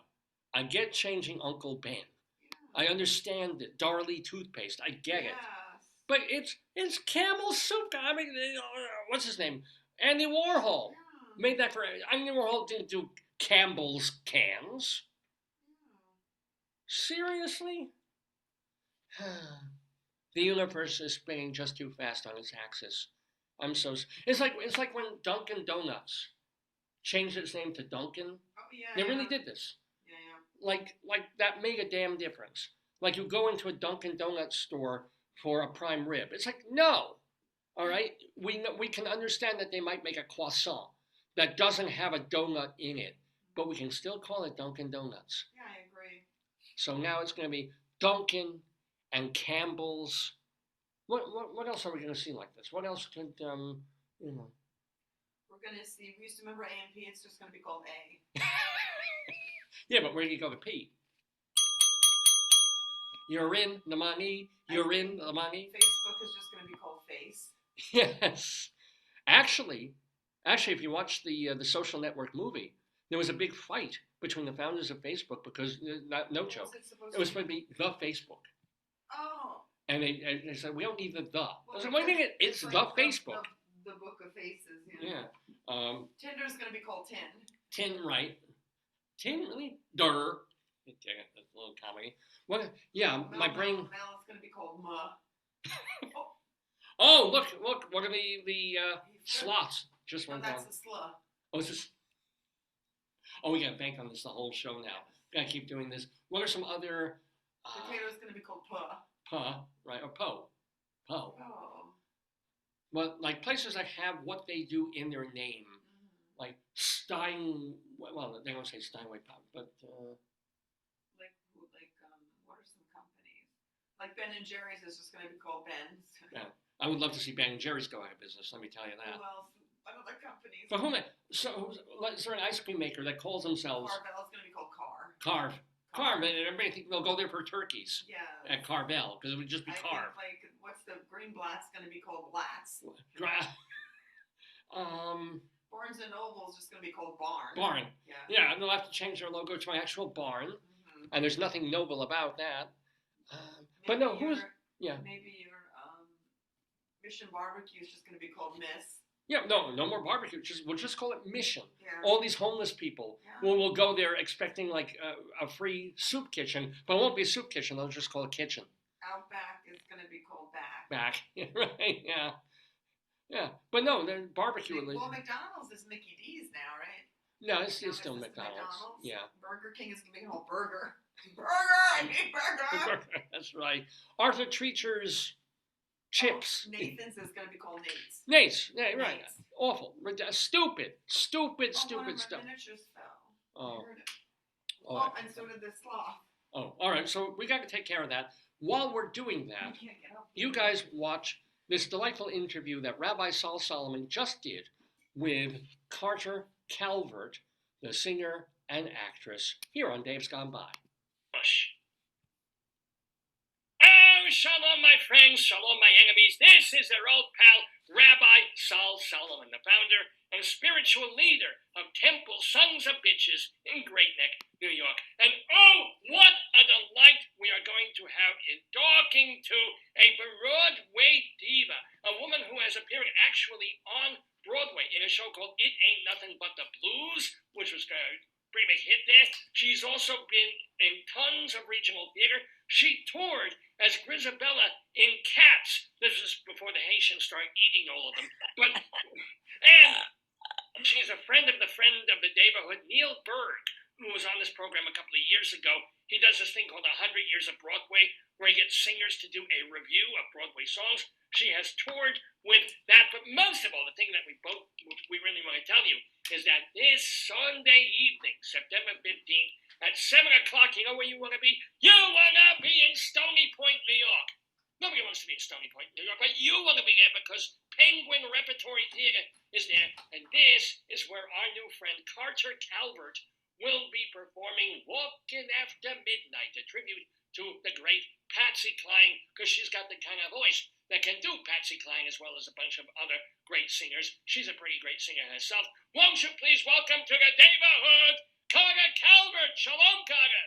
Hello! Shabbat Shalom! Shabbat Shalom! Shabbat, Shabbat, Shabbat, Shabbat Shalom. Hey!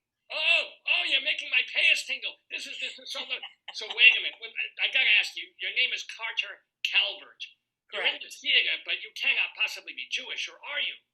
I'm not, but I am married to a Jew, so I guess by proxy. Hey, you know. Yes, Jewish by injection. This is fantastic. How did you meet your? How did you meet your frummy husband? He's not from, but my husband. Yes. My husband, I met doing Neil Berg's 100 Years of Broadway. You're kidding. Yes, he was the drummer, and the first year that I was, I had joined the tour, I was like, wow, he's really talented. And then the second year, I was like, he is really cute. And then by the third year, he was mine. So, By the third year, you were given the drummer something. I mean, so it took you a year to realize he was cute? I mean, it took me a year to realize a lot of things. So, yeah. It took me a couple of years to realize a lot of things. So, yeah. So and you've been married now for how long? 15 years this November. Oh. I'm so excited. We're just so excited. We to have found each other, and he's wonderful. Well, so wait, 15 years. You also have a daughter who's she's in Cornell, surrounded by Jews. That's wonderful. So this is not from him. This would be from another. No, this is from somebody else. Yes. A wonderful, wonderful man. But yeah, he's we call him, he's not a stepdad. We call him a bonus dad because he's so wonderful. So he gets to be a bonus dad. And he was just on the phone with my daughter just this minute. She called to talk to him. I don't know what that's about, but yeah. So. And he's not Jewish though. My husband is Roger Cohen. My husband is Jewish. The other guy did. Not the other guy. No. He's not. I'm just trying to get all these things. No, I know it's good. It helps me remember. So thank you. So let me ask you first of all. Tell us how some singers sometimes have an affinity for another performer. Like you get a woman who does Janis Joplin a lot. She does other things, but they identify her with Janis Joplin. This is what. So you kind of get identified with Patsy Cline on a certain level for many, many years now. How did that take hold?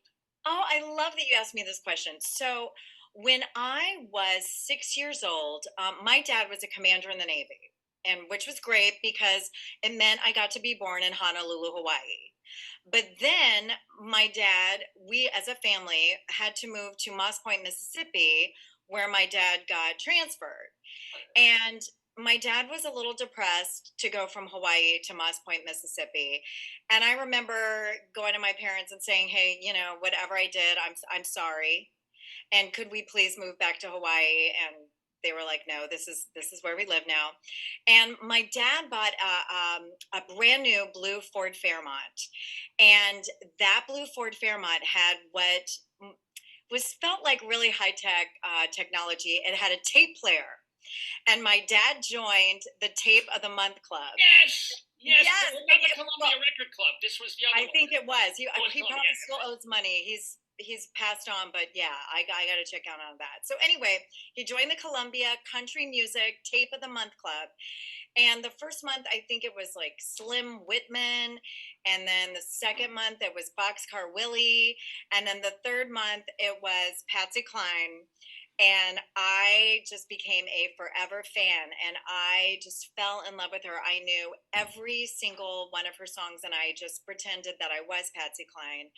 And then I don't know. When you were on an airplane, I hope. Other times, yes, but not when you were flying somewhere. I mean, back in my day, you could smoke on an airplane, so I don't think it would be a problem to bust out with some Patsy Cline tunes, But anyway, so yeah, I just and then I ended up getting cast in Always Patsy Cline in Cincinnati, Ohio, at the Cincinnati, the theater, the Playhouse in the Park. Playhouse in the Park.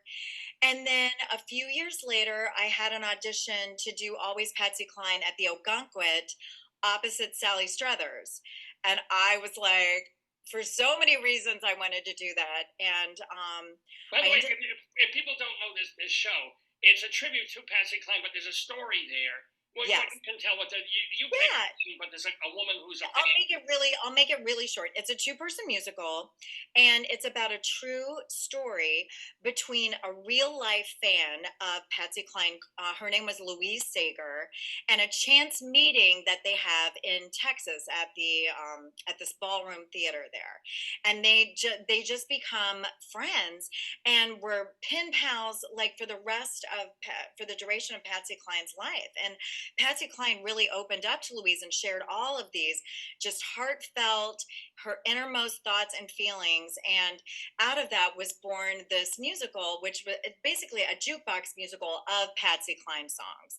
And so I got to perform opposite Sally Struthers, who takes the show to just a whole new level. I mean, she is hilarious and heartfelt, and every night it's like it feels fresh and fun, and she just became just one of our best friends, and my daughter calls her her fairy godmother. So and she when she stays in our house, we call it the Patsy Cline suite. I mean the Sally Struthers suite, which is our basement. And she's just become a very special person to us. And since then I've done it all over the country with her. I mean, the last time we did it was at the together we did it at the Bucks County Playhouse, and then after that, we did it at the Asbury Park Theater Company. That was the last time we did it. So it was just fun. I just love. I will do that show until people laugh when they say how old Patsy Cline was when she passed away. So Also, since so many of us are all in the family fans, tell us a happy, funny Sally Struthers anecdote or story. oh my gosh. Well, let me think. Okay, so this is great. So when she got fired from the Tim Conway Comedy Hour show. So she was and the whole point of the show was that it was supposed to look cheap, and she was the only, how back then all the variety shows, like Johnny Marie, you just had all of these dancers and ice skaters, and well, all they had was Sally Struthers. So when the show would start, it would just be her like kicking, like pretending to be a whole group of chorus girls. And she got called into the producer's office, and they said to her, "We're going to let you go." And she was like, "Why?" And they were like, "Well, because you make the show look too cheap." And she goes, "Well, that's why you hired me, because you wanted the show to look cheap." And so anyway, so she gets fired from that show. And because she got fired, she was able to audition for All in the Family. And when she went to audition, she was who was Laverne in not Cindy Williams. Cindy Williams. Penny Marshall was dating Rob Reiner, and so it was like down to Penny Marshall and Rob Reiner and Sally Struthers, and Sally was like, "Well, I'm never going to get it because they're dating each other and they're going to have all this natural chemistry." And so for the audition, she just had to go and just like improv, and she said she knew she wasn't going to get it, so she just went in and she just had fun. And they decided they wanted a daddy's girl, not someone that looked more like Edith. And so she ended up getting it, and it just changed the whole trajectory of her whole life. And so I just love that story because I think it's so inspiring, because I think in our business we just think, "Oh my gosh, like I didn't get this job, or I got fired, or this didn't happen, now my life's over." And those kind of stories just kind of remind you that if this hadn't happened, then you wouldn't get this, and that wouldn't have led to that. And I think every professional actress or singer has a story like that, where if they didn't get fired from this, then they wouldn't have gotten this, or like there's like an old Jewish thing of a door closes but a window opens. The window closes and you fall down a sinkhole and die, because we're a very pessimistic kind of. I like that better. Yeah. I hate that saying, "When God opens a way." I hate it. Like the worst thing happened to you, and they're like, "Well, don't, when God closes a door," and it's just like, well, that doesn't. You have an equivalent story. Was there a time when a door closed on you? I do. Oh yeah, tell. I do have a story like that. So I'm okay, like long story short, after Moss Point, Pascagoula, or Pascagoula, Mississippi, Moss Point. My dad retires from the Navy and we moved to Cincinnati. So that's where my mom lived until she passed away and my father passed away. So that kind of feels like home. And so I was, I had just finished doing the Pump Boys and Dinettes dinner theater in Branson, Missouri. I had my equity card. I had to figure out what I wanted to do next. And I got a job on a cruise ship to be a performer, and I was so excited, and I had to go to LA. And so I go to LA, and my audition for this cruise line was just to dance. So she just like turned on music. So, I've got rhythm, I'm just dancing. Well, then when we get to rehearsals, it's like 5, 6, 7, 8 Fosse, and I just was like, I'm terrible. So every time at rehearsal, it was like an episode of Ellen. I just was terrible. I could not do all the dances. So I got fired from that. And so because I got fired for that, now I'm in LA, I got to find a job. So I get a job working at Universal Studios as a tour guide. Like, I just had to pay some bills. And then from there, I auditioned to be in this show about the Blues Brothers. So they wanted somebody that sang like Aretha Franklin. They didn't say you had to be black. I know that was a different. Of all things, I mean, Laverne Baker, or you could be. No. Yeah, they just said we want somebody that Teresa sounds Brewer, like you could Aretha totally Franklin. Yeah. And and I just have been a fan of hers my whole life. So I go to the audition, and I ended up getting cast as the first and probably only Wanda in the Blues Brothers show at Universal Studios. And because of that, all the controversy, I mean, it like kind of upset people, I guess, that now there's a white Aretha Franklin. Because of that, I got the attention of the wife of Ron Taylor, who was the original man-eating plant in Little Shop of Horrors. And his wife was like, okay, there's this white girl that everybody says sounds like Aretha Franklin. He was putting together the show called It Ain't Nothing But the Blues. They needed a white girl that sounded, that could do Patsy Cline, Peggy Lee, and, had a soulful, sound that would mesh with the other cast members. And so because I got fired from that cruise ship, I got It Ain't Nothing But the Blues, which just changed my whole life. I mean, let me ask you if that, because you were in that show that ran, I think, a year. It ran. It didn't run very long. I left it to go do Smokey Joe's in Europe. Yeah, because I had done it. I had done every single.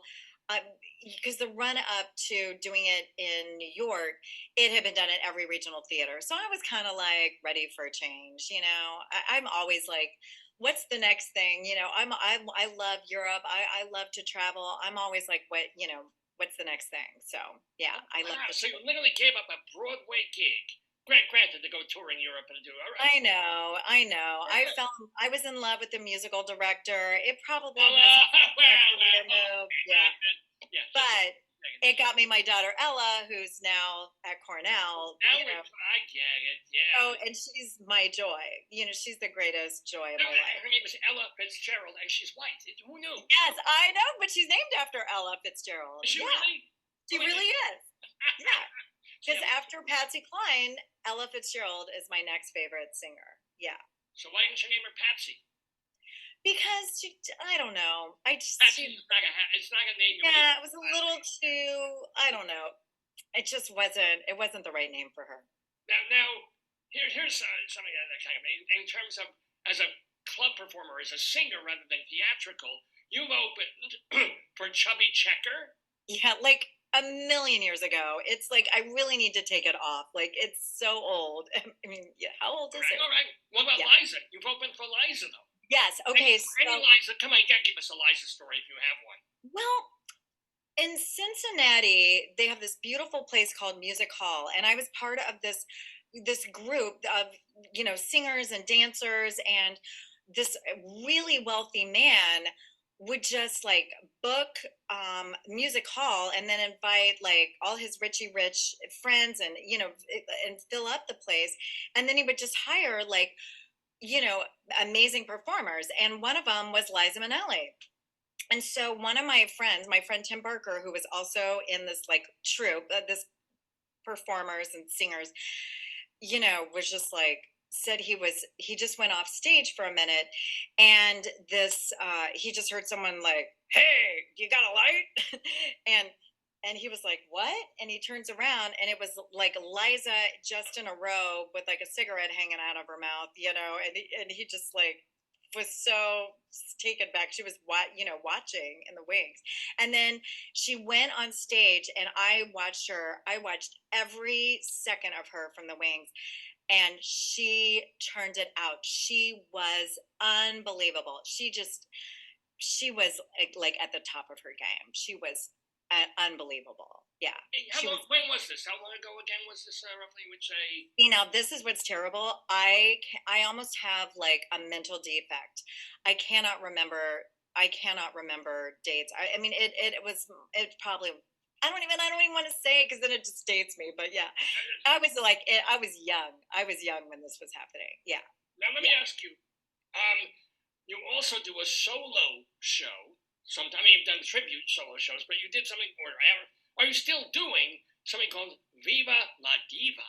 Yes, we've kind of renamed it a diva celebration because we just feel like that makes it a little. I feel like Viva la Diva, like I love it, but Pat, we were doing it at the Bucks County Playhouse, and Sally Struthers was promoting it every night as we were doing our curtain call, and she she couldn't say it. Like she was just like the love Viva la, and so anyway, I was just like, you know what?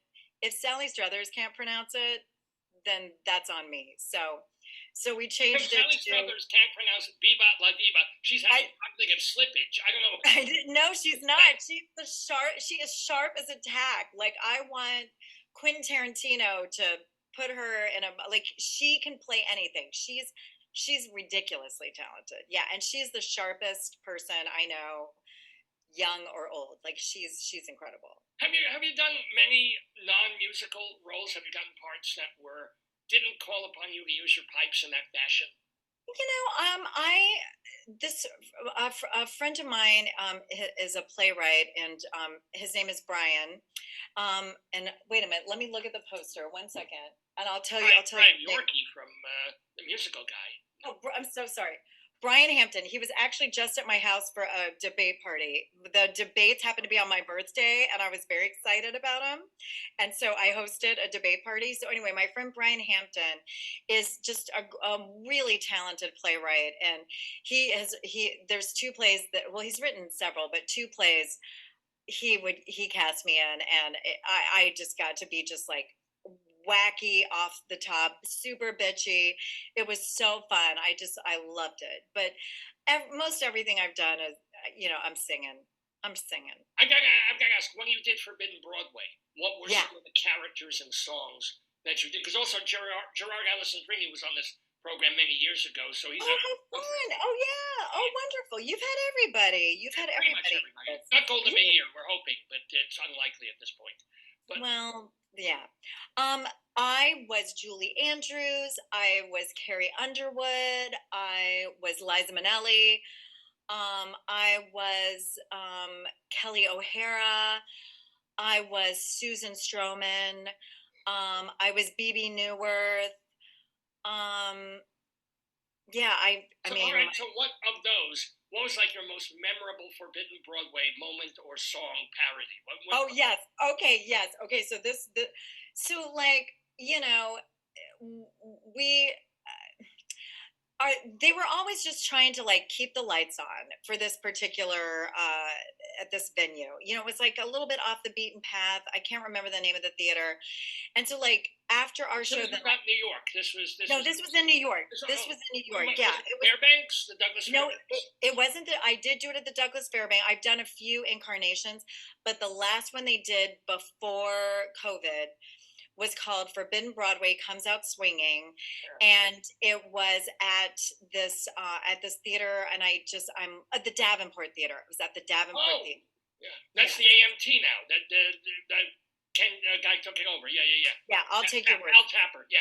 Yes. So we had like this beautiful baby grand, and then because they had this other show that was coming in afterwards, they replaced it with like this, like, I'm gonna say Casio keyboard because that's what it felt like to me, but I'm sure it was a lot nicer. But anyway, it had like the extension cord went underneath the little curtain that you see, the little sparkly curtain, and it was just like it was constantly getting unplugged because somebody was like frantically changing their clothes, and I mean the quick changes are like I could get ready for any kind of event in 5 minutes because of doing Forbidden Broadway. I'm talking about no matter what it is, I could be ready in 5 minutes, like top to bottom. 5 minutes. And so anyway, I'm out there getting ready to be Liza, and I start singing it, and then all of a sudden the keyboard cuts out. So I have to improv for what felt like 10 minutes in as the character of Liza Minnelli. And it was like one of those moments. I mean, I it was funny. The audience loved it. My cast members were like in the wings, just like gobsmacked at this feat because they're literally just trying with flashlights to try to figure out how to get the cord back in the thing. And so that to me was like, I was like, you know what? Nothing can hurt me after that. Nothing can hurt me. Not forgetting my lyrics or what, like nothing after having to like improv as Liza Minnelli for 10 minutes while somebody tries to find the chord for the piano. I was like, But that also makes me, it really did strike me as odd when they were thinking seriously of bringing Forbidden Broadway to Broadway this past summer. And then it didn't work out, but they brought it again to like a somewhat shabby-esque off-Broadway theater, which is really where it belongs at Paulson's. It belongs at the Yorkish or when I did it at Ellen Stardust Diner when I first started with it. Yeah, and I don't know. I kind of like that place. I thought it kind of worked because it was like in the basement. It was it had table service. You could drink and eat. I don't know. I always thought that was like kind of a fun place for it, and everybody would come see it. Joan Rivers came and saw the show. Oh, I'm like drawing a blank, but we were always taking a picture with somebody that was famous, and that well, just was speaking so fun. which idol of like some of the most famous people you've either worked with or just idolized and got to meet in your travels and in your New York travels? Like somebody who's like you never thought you'd meet in person, and there you are singing with them, or just seeing them in the audience and meeting them in the dressing room. Okay, I have like I'll tell you what comes to mind immediately. So Sally and I were doing Always Patsy Cline in Ogunquit, Maine, and the Bushes Senior come to see the show. So George Bush Senior, Barbara, Laura, and the Bush twin that's blonde. She's on the Today Show now. I can't think of. I'm drawing a blank. But anyway, so they come to see the show, and then they all come back at intermission to take a picture with me and Sally. And so I'm meeting the Bushes, and I'm just like, I mean, politically, I'm not completely aligned with them, but still, it's a freaking president, and it's Barbara Bush, and like, I knew my mom would be really happy. So, and they were so sweet, so gracious, like so complimentary, so lovely. And I was just like, oh my gosh, I just met, the president. And so a few days later, Sally calls me and she's like, we have been invited to Kennebunkport between 5 and 5:30, and it was on our day off. They've invited us to come to Kennebunkport as their guest from 5 to 5:30. And I was like, first off, I was like, wow, I didn't know you could invite someone over to your house for a half hour. Like my life changed. Like I could do that. There's people I could deal with for a half hour.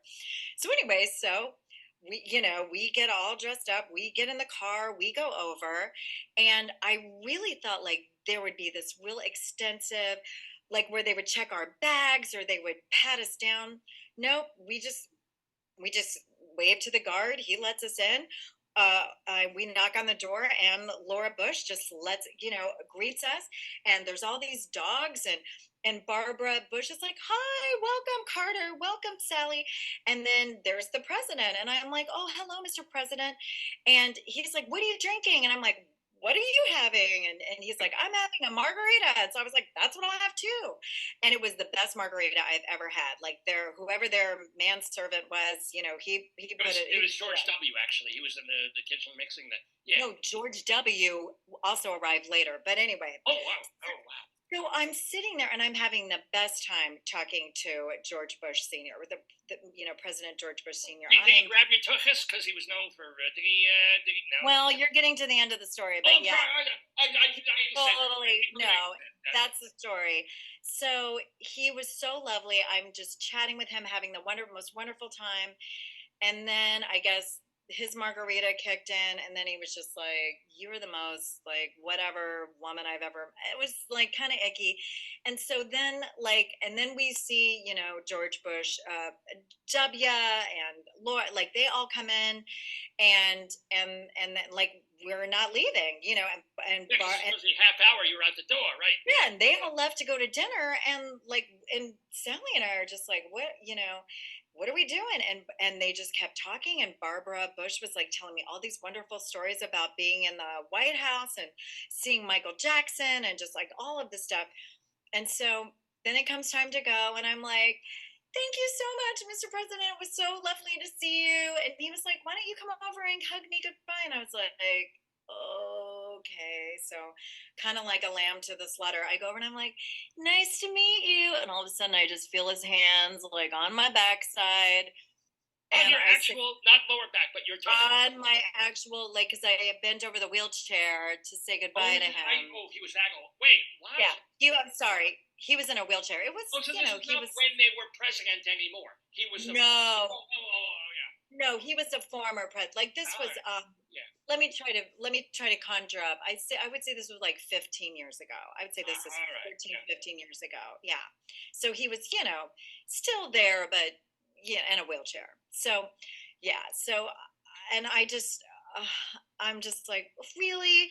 So I walk, Sally and I get in the car, and I go, "What just happened?" And she goes, "You just got felt up by the president." And so, you did. Oh my God. Yeah. So yeah, that happened. I mean, he did that to me also. Oh, good. Okay. Well, good company. Two fingers in my tuchus. I still have a hemorrhoid from the president. It's awful. But that's a memory I don't have. I do what I do for my country. I do. So you're a hero. I am. Goddamn. No, whatever. Would you though perform? Because George Bush the father, not as we say, you might be on a political different spectrum, but his kid and President Trump, you probably are very much further away from in terms of. Would you perform from them? Would you take a picture if Donald Trump put his arm around and didn't even touch you in a naughty way, but wanted to take a selfie? Would you do it? Okay, I'm gonna just tell you a quick little. So I was doing I can't think of the name of the theater. Oh, this is terrible. Sharon, Connecticut. So the Sharon Playhouse. So I'm at the Sharon Playhouse, and I've been invited to this greet the donors kind of thing, and they really want me to come up and meet all the donors. And so they're like, "Okay, I just want you to know, as soon as I get there, the artistic director meets me out in the parking lot, and he's like, 'I just want you to know that Donald Trump's brother is here. Donald Trump's brother is here. He's one of the donors. Would you be okay taking a picture with him?' And I was like, you know what? Yeah, because I mean, my brothers and I, I don't want anyone judging me by my brothers, and they don't want to be judged by me. We're all free agents in this world. And so I met his brother. He was so wonderful. I met his girlfriend. They were so lovely. They became our friends. We were invited to his birthday party. I met all the other Trump sisters, and they were just so lovely. And I don't know why his name is escaping me right now. This is terrible, but they were just so lovely. shoot. Oh, and my husband's too far away for me to yell at him, but I'll yell at him. Husband, what's the name of well, you can just Google it. Robert. Okay. And yes, Robert Trump. And they were so lovely. And so I would sing for Robert. I would, but I don't want to.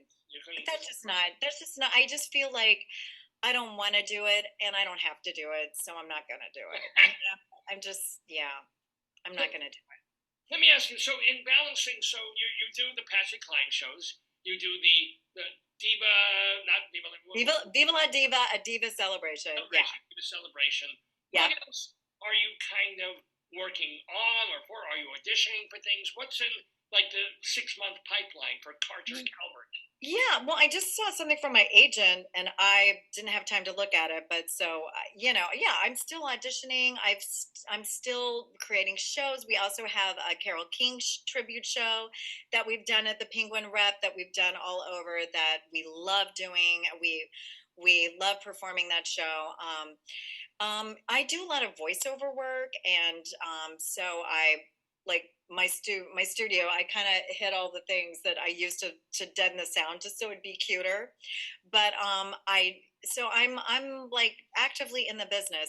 I will say that for the past few years, as my daughter, as I knew that she'd be leaving, I really made being a mom and being home for my daughter a really strong priority. So it for me to leave town, it would have to be like really cute money, or just something really important, because I just really wanted to be home and be there for her while she was, having Wait, her. but now it's empty nest. Now it's empty nest. So, You're just like so you bring it. Bring it. Yeah. Bring it to Carter Calvert, for God's sake. Is there a role, a musical theater role that you've always wanted to play that you still technically, could get cast for, and what would it be? Yeah, I would love to be the Mama Rose and Gypsy. Yeah, I would love to play that part. I really would. Or Sunset Boulevard, that would be a really, really great part. But I also like creating roles. I like being a part of the whole creative process versus like cookie cutter. This is how the person did it before you. You fit the costume. That's 70% of why you got the role. Um, like I've been really lucky. I've gotten to play such wonderful roles. I got to play Ava Perón and Evita, and that was just one of the highlights of my life. I got to play Annie and Annie Get Your Gun. Yeah, I just and I think that's one thing that I liked about even doing Forbidden Broadway. It's just that you're part of the creative process.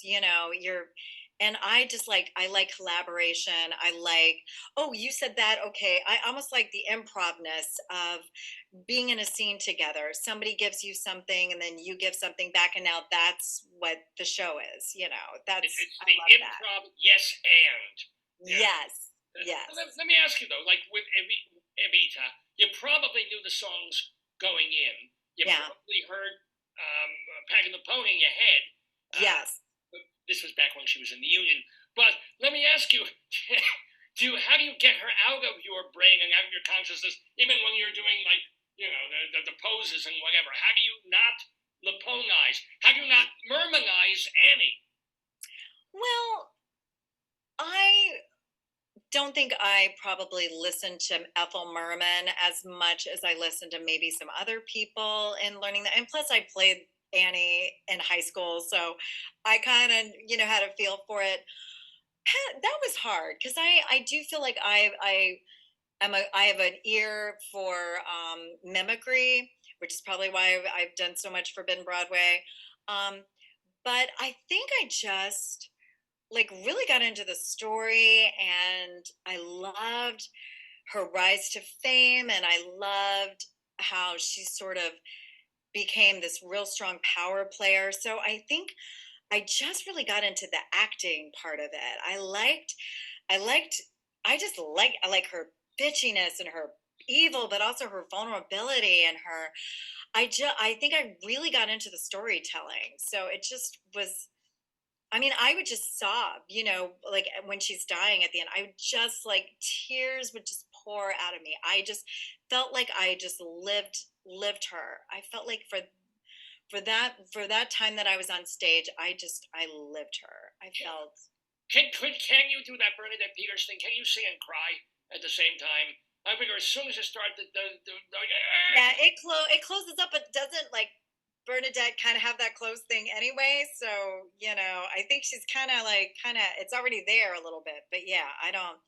Once I cry, it's pretty bad because like sometimes my husband has learned how to play the guitar lately, so we'll be singing together and I'll just get so choked up because he's just so cute and I just love him so much, and then it's just like it's not pretty. It goes to the ugly place. It's like that's kind of where there you go. But my friend Stephanie J. Block, she's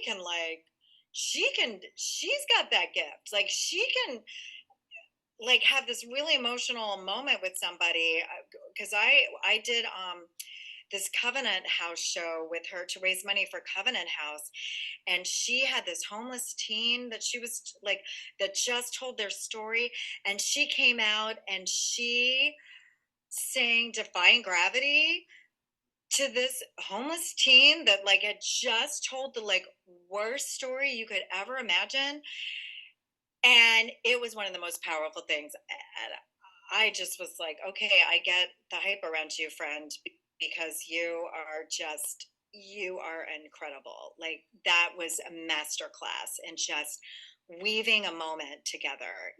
That was incredible. Yeah. You're getting a little bit clamped even thinking about it. I am. I'm getting the clamp. The clamp you're getting. By the way, we have to remind people that we're talking with Carter Calvert, and if you are in or if you want to go to Stony Point, New York this Sunday, this week, tomorrow, actually, it's tomorrow, and see Walking After Midnight, which is singing such songs by Patsy Cline as Walking After Midnight, I Fall to Pieces, Sweet Dream, She's Got You, Strange, and a million more, tons of songs. Yeah. If I Could See the World, Back in Baby's Arms. Yeah. Just all your favorite Patsy Cline songs. We do all of them. How do you get to where you don't live in Stony Point? You're getting there. How can a New Yorker? How can someone who lives in a real place? I live in Westchester. I'm a suburban. Yeah, I have like a Costco membership. That's the kind of suburban mom I am. Yeah. So people can get on. Was it Metro North? They can just get up there and pretty easily, or yeah, I'm doing everything. Now, before we let you go, also we want to remind people that you have a couple of albums out too. Now, you might not be surprised that she does some Great American Songbook stuff, and she does some Patsy Cline stuff. It was a little surprising to hear you a song by not only the Police but 9 Inch Nails. You actually covered. Oh yes. Oh, that's okay. So that album is a concept album that I came up with my husband, who was the executive producer of this whole album, and then Ulysses Owens Jr., who's an incredible drummer, producer, Grammy Award winner. And I just had this concept that I wanted to sing songs that were made famous by men, and I wanted to call it It's a Man's World, and I wanted it to be a jazz album. So I got the best players in New York City, and I had Lawrence Hobgood. He did many of the arrangements. Joshua Bolis. Like I had just the best arrangers arrange this music in the key that fit my voice the best, and we just gave these songs that were made famous by men just this whole new life, and it was one of the most incredible things I've ever worked on, and it's called It's a Man's World. It's a Man's World. That's your most recent record. Remember, we used to call them records back in the day. Oh, I remember. Yes. How can people get this and other? Oh, it's on most of my music's online. You can get it, on Apple Music. I think you can get it through Amazon. Yeah, if you just Google or just go to Apple, you can stream almost all my stuff. And then we also have another album called Carter Calvert and the Roger Cohen Trio, and that's with my husband, who's an amazing the Jew. Her husband, the Jew. He's a Jew. and he plays the drums, and he's amazing. And it's just it's all American songbook type music. Are you thinking of doing another record, or you're? You know, I think I was just trying to get my daughter into Cornell. And so now, like, the world's open. Like, we can, we can do anything. I tend to be very one track. So I'm very much like, okay, this Sunday is my Patsy Cline show. So that's what I'm focused on. Then Well, you then have another show that's, well, people can't even go. It's sold out. Where the hell? What is that one? it is. It's at the Dutch Apple Dinner Theater in Pennsylvania, and all three shows are sold out. So, and it's in October. So I once played the Dutch Oven Dinner Theater there. It's a bad smell, bad place. Don't ever go to that. I think I work there myself, probably. What was your worst hell gig? I have to ask that. Like the worst music, everything fell apart, or the director was awful, and the people quit, or just. Yeah. Man, I feel like I've been really lucky. Like Tweet. No, okay, is that wrong? Okay. I just feel blessed. Is that hashtag blessed? Like, very will this be joyous. annoying? I'll be very Karen-y for a moment. Yeah, I feel like I definitely, like, I have gone to gigs where you think it's one thing, and then it's in a gymnasium, and Methuselah is like running sound, and it's awful and everything. You're like, hey, feedback. I've had like horrible concert experiences, but like for theater, I don't know. I guess maybe because I just don't take every gig, and I was just really lucky starting out that my first theater job was a union gig, so I just never, did summer stuff. Although you must have had some wild, crazy nights, funny things happen, or the audience members, somebody's cell phone goes off and they drop dead. Or did you ever have? Oh yeah, I definitely have. So when I did Ain't Nothing But the Blues on Broadway, I was the lone white girl on the show, and there was one white guy, and everyone else was black in the show, and the audience would love to talk to us. So Gregory Porter, who you might know now, he's just like this incredible Grammy Award winner. I mean, you should Google him. He's unbelievable. He's amazing. He sang this song called Crawling King Snake. And so he'd go to each of the girls and he'd sing, and he would come up to me, and it was dirty. It's like he's a snake and it's a blues, and he would say, I'm a crawling king snake, baby. I rules my own den. And he would say, like, I'm gonna come in your back door or something, and I would go like, I'll leave my door wide open, and so, some woman yelled up from the audience, "Crawl on, King Snake, crawl on!" So, yeah. So that happened. And then one time when I was doing Fever, it was a very slowed down, very sexy version of it, just really like slinky. And as I was walking out to turn my back to the audience to, start with the snaps, this woman yelled out, "Don't hurt nobody, Carter." So that was fun. Yeah, I like that. That is. Yeah, that was fun. That was better than crawl on, King Snake, crawl on. But yeah. Oh, right. Well, we have loved crawling on, in, and over cart. No, that's a horrible. and touching in a presidential way the buttocks of Carter Calvert, ladies and gentlemen. Go see her. We have one more question for you before you leave, but go see her. And listen, go check out her website, CarterCalvert.com. It's Carter, like the still amazingly alive president, and Calvert, like Larry Bud Melvin, Calvert DeForest. CarterCalvert.com, and you can find out all about her albums that you can get everywhere, and all about Walking After Midnight in Stony Point. What is your favorite song of all time? Oh, my favorite song of all time.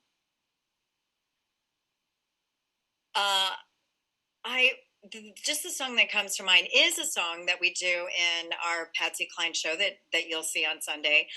It's called "You Belong to Me," and it just touches me. It's just a song I've always loved. And I found out from my Aunt Margaret that that was my dad's favorite Patsy Cline song. And I didn't know that. And so it's just one of those songs that I can't wait to sing it. No matter how many times I've done Always Patsy Cline, no matter how many times I've done our show, when it gets to that moment, I'm just like, ooh, I just feel, I can't wait to do this. Yeah. And that feels really good. Well, Carter Calvert, you now belong to us in the Daverhood. You are a friend of ours. We'd love to have you here. We'd love to have you back. It is a delight to meet you. Everybody go see her in Walking After Midnight tomorrow, September 15th at Penguin Rep Theater in Stony Point, New York. Check our website, cartercalvert.com. Carter, keep singing. Have much health and good music and mazel in your life and with your Jewish husband. And Yes. Shalom to you. Shabbat Shalom. Thanks for having me. Bye. Yeah. Ladies and gentlemen, Carter Calvert in the Daverhood here on this Saturday morning. It is September 14th, 2024. I'm Dave Lefkowitz. And yeah, I know, Rabbi Saul Solomon tends to look a lot like me. I get this. I can't tell you how many people tell me that there's a physical resemblance and even a vocal resemblance sometimes. It's just one of those things. I mean, you could go... Everybody has a doppelganger. Yeah. Don't they say that? Everybody. Didn't you meet a guy who looked like you one time? Oh, it was Tyrolean guy. Just met me, Holland. You introduced me to Tyrolean guy. He looked like me. Yeah. So we all have doubles walking around. I just happen to know. So Yeah. Perry Farrell got in a fight on stage. Yeah. And I'm looking where he's born. He's born in Queens, New York. Oh, Perry Farrell of Jane's Addiction, Yeah, I who don't know. apparently is addicted again to What God knows happened? what. He attacked His drummer. He Yeah. attacked Dave Navarro, or not his, or No, I'm trying to figure. yeah, it is Dave Navarro. I don't know what Dave Navarro plays, but Yeah. I read it this morning. Yeah. So Jane's Addiction may have played their last gig, or Perry Farrell may have mainlined his last whatever. Yeah. Interesting. I want to figure it out. Anyway, See where he was born. but thank you to He Carter. was born in Queens, but it says Jewish family, but I don't know where in Queens. Well, it doesn't say in what year. Queensboro, it just says Queensboro. Queens is huge. Yeah. I don't know. I maybe Forest Hills. Oh my God, he spent grade school years in Woodmere, Long Island. No kidding. Yeah, That means had I gone to, grade school. Yeah. 65, yeah. he would have just been past my. Correct Bernstein. Oh. That's his real name. What? Yes. What Bernstein? I can't read from it. All right, I'll read. Excuse me. He's gonna die first. Sorry. in his relationship. I'm sicker than Perry Farrell. He's gonna die first. Mm. Oh. No, I swallowed it wrong. I was reaching. Read the name. I can't read it. I can't read it either. I can't talk. Parrots. Wow. Yeah, Bernstein. Parrots Bernstein. In 1959, Jewish. Not that I'm proud of this, considering the way he behaves and the I crap he want to read puts. more about it. I'm confused. Yeah, Oh. Yeah. Let us all know. Okay. I'm just going to read. This is old stuff. He did a lot of rehab. I don't understand. Mhm. This is great for. Let's see his Instagram. It must have something, right? Well, apparently he was toting a bottle of wine last night. Well, that's more than drunk. If you're throwing punches. No, but what I think is interesting that the person didn't fight back, right? And he's in a lot of pictures with them, but he didn't fight back, so you know somebody's ill. When you don't fight back and you're being attacked, you know that there's some kind of. Even that, or Perry Farrell. He's got a girl's name. He probably punches like a girl. No, but there's. And Navarro's like, oh, come on. Okay. So what happened? Variety. I don't know if they know. Says they're caught sparring. Perry Farrell threw and he was restrained by the crew members. They shared the video. Yeah. Doesn't relate. Says footage says they were playing Oceanside, and then it says Farrell grunting in the direction of the audience before he turns and begins hitting Navarro in the face, bumps shoulders with the guitarist, and then he's hustled off. Yeah. It says once he was gone, the rest of the band give the crowd a gentler farewell and they hugged each other. They could play an instrumental or Yeah, two. I think they did, but they said Jane's Addiction broke up before Oasis. They're tweeting. That is funny. There's nothing else about it. But Yeah, I'll bet he'll be in rehab with that girl who sang the Star Spangled Banner. They'll be in the same group together. That's so weird. Drugs is drugs. No, I know, but like, It's unfortunate. the New York Post, because they know everything, right? Well, yeah, so It was in Boston of all places. maybe near MIT. Maybe he'll get the IgNobel Award. Maybe.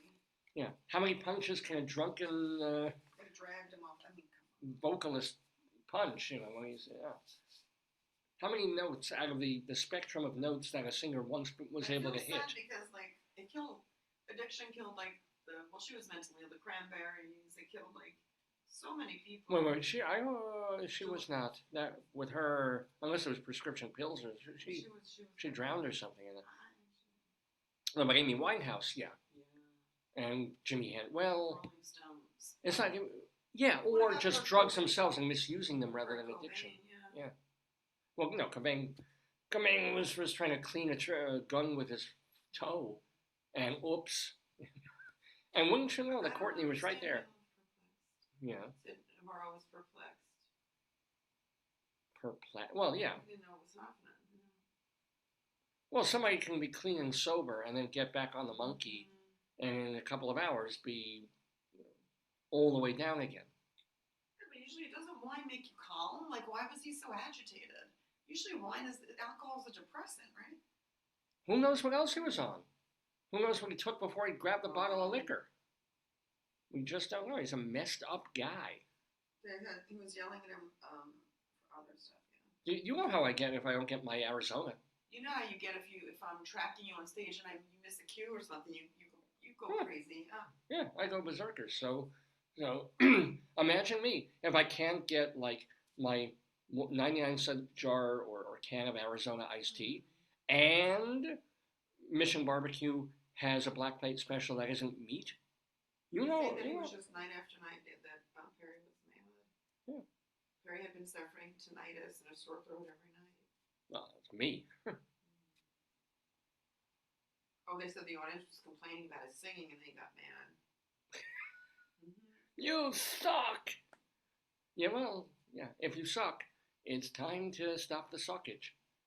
But then you turn into these other bands who get like Journey, and they get someone who sounds like someone who sounds like the lead singer. It's like, at some point. Any other Farrellisms? He said that Perry cried and cried afterward. Oh, really? He needs, He needs detox. Yep. They said he had a sore throat tinnitus, but when people were saying they couldn't hear him and he was singing bad, he got mad and he attacked his bandmate, of course, because what do? You don't take personal blame. He said, "You're playing too loud." It's like, Look I'm trying to cover your voice. Liam Gallagher, an expert on intra-band bickering, tweeted, "Their attitude stinks." Right. Thank you, Liam. Thank you. Like he's the best one to. Let's get Ray and Dave Davis to chime in. And those two are talking again. Those two are corresponding like pen pals. Unfortunately, they're already well into their 70s. It's not like the Kinks are going. Some of the animosity towards bands is staged for the staged for the audience, or you think it's just true?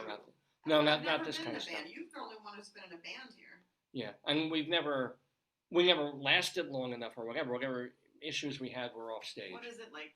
Maybe because one's more famous, or one like they fight over. They fight over money always. I mean, the Beatles fought over money, and creative control. George Harrison always felt like the redheaded stepchild. Ringo got bored once they started tinkering in the studio with everything instead of just letting him play. People have issues, His wife explains it. Let's see what the wife said. Who Farrell? She said, the bassist put Eric in a headlock, and Perry in a headlock and punched him 3 times. She's really, So the bass. Wait. Yeah, The so bass player got. Whoa, this is good. The wife is saying that she released a. Here, I can read it. The wife released a statement. Oh, boy. Saying, the wife of the. Etty Lau. Talk about Jewish. Yeah. She might not be, Yeah. but Etty Lau is Perry Farrell's wife. So Tussle with guitarist Dave Navarro.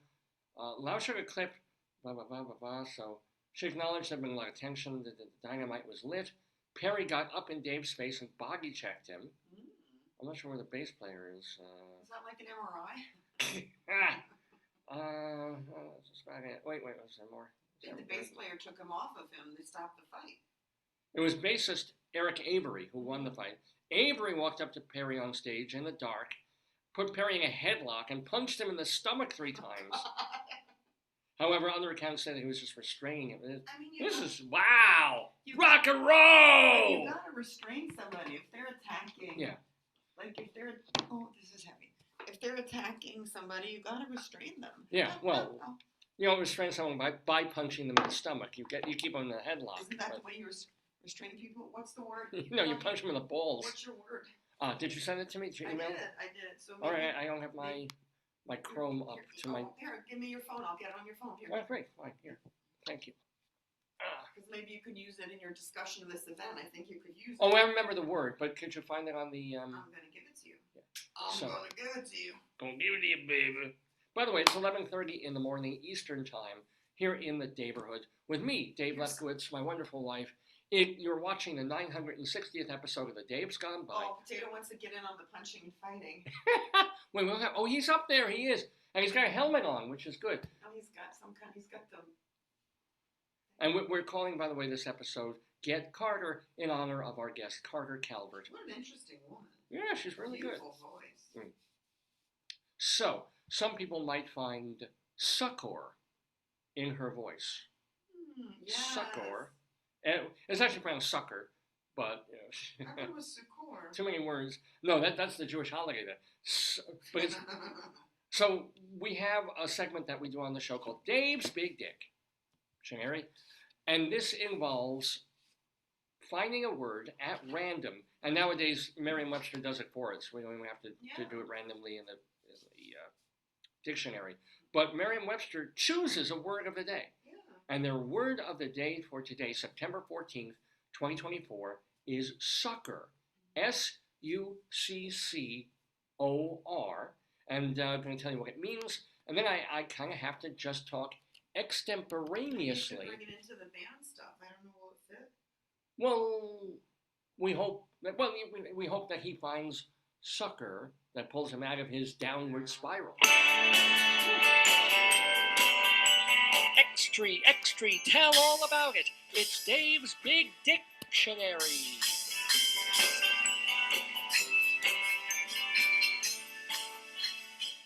So you know me, I'm a sucker for a good word, and the word of the day, courtesy of Webster's, is the word succor, which literally means, or is a literary term, means something you do or give to help someone suffering or in a difficult situation.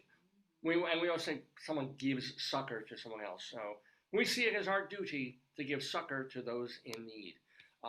You have a child coming out of the dentist's office in pain. The dentist gives them an all-day succor to give them succor.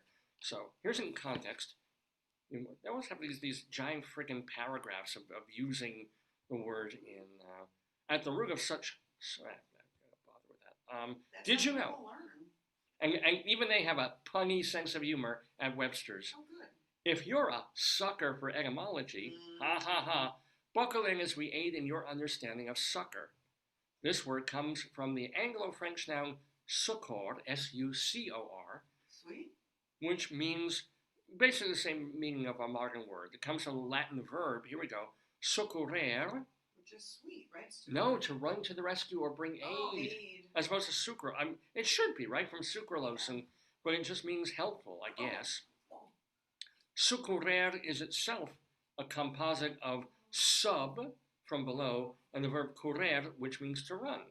And English also has correre to thank for such words as current, currency, courier, and even car. But I guess if you go sort of under for sub, right, from below, and then running from below, this is somehow you get succor, or succor. Anyway. And how does the word sucker come? Sucker's a bad thing. Like somebody who's a sucker is not a good thing. I do wonder, or suck it. Well, I guess if you're pulled under by something, you get sucked in.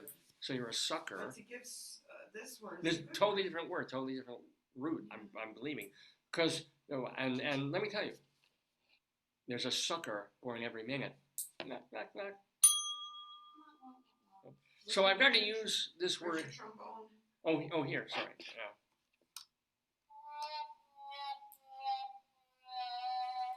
What do you do to a horny transgender person? Sucker. Little bit of Dave comedy right there on this Saturday morning. So, aiding and providing succor to people in need. Give you a sucker mom? Oh, I like that. That's not. Well, yeah, all right. I'm trying to think of what context I would even just.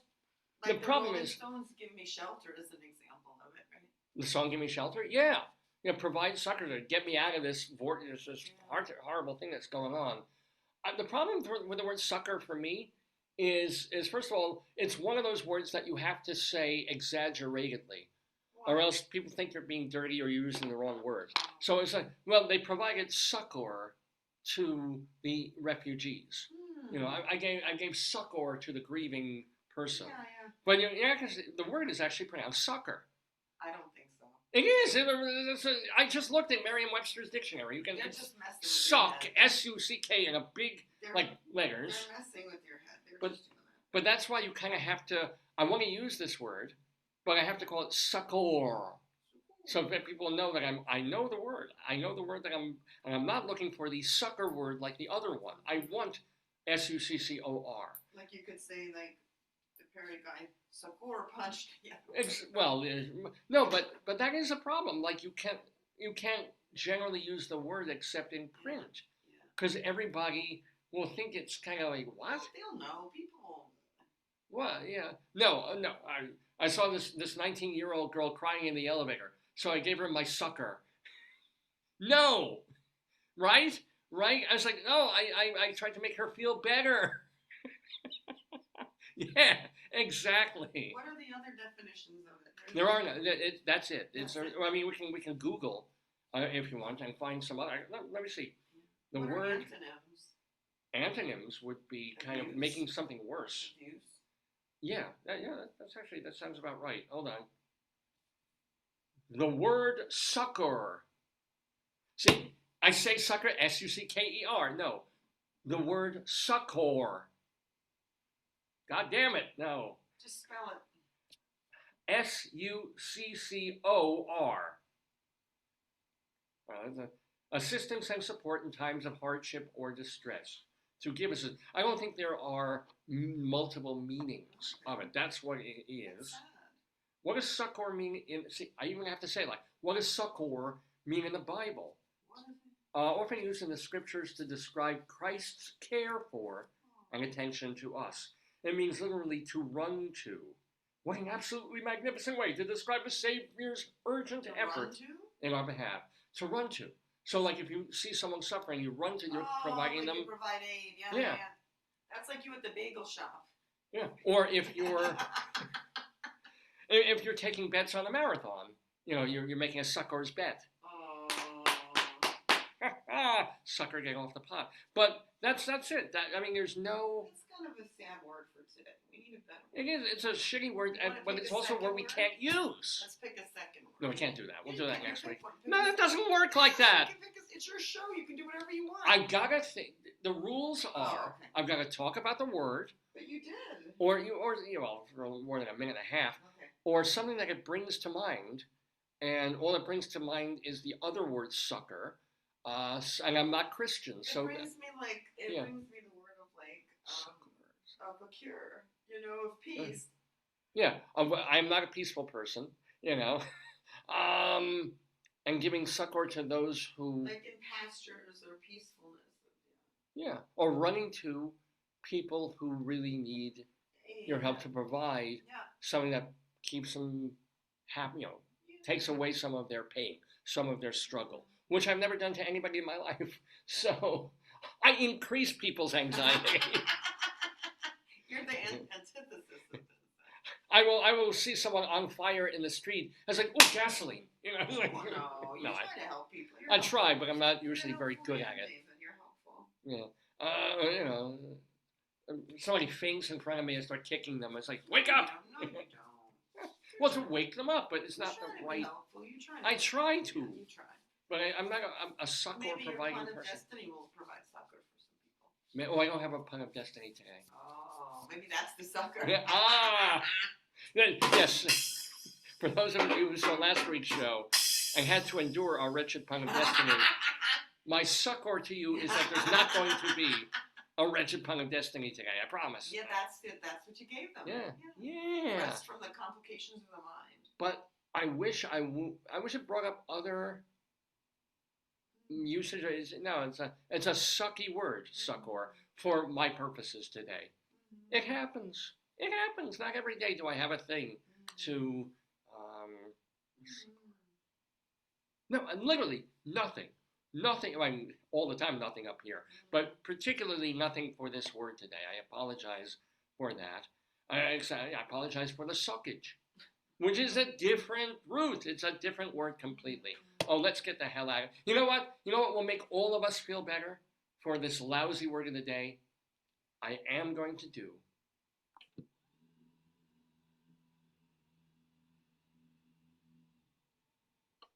Bunion Watch. Ladies and gentlemen, I'm going to share the size and conditions of the bunions on my feet. A very beautiful thing, my friends.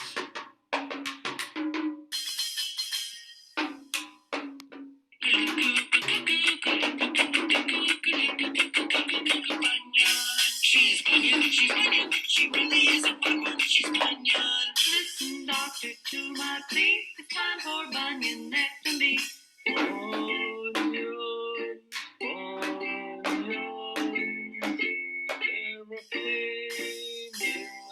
These feet of mine have got to go, please get these bunions off my toes. My alkaloid would love me back. My alkaloid bunions, bunions, painful, painful, bunions, bunions, painful, painful. So since we're talking about, succor and making things better, and also Carter Calvert was talking about being sexy and doing fever and the crawling king snake and stuff. We're gonna do a sexy bunion watch because I have this Bunion rug. Your bunion. This is my bunion chamois. Oh.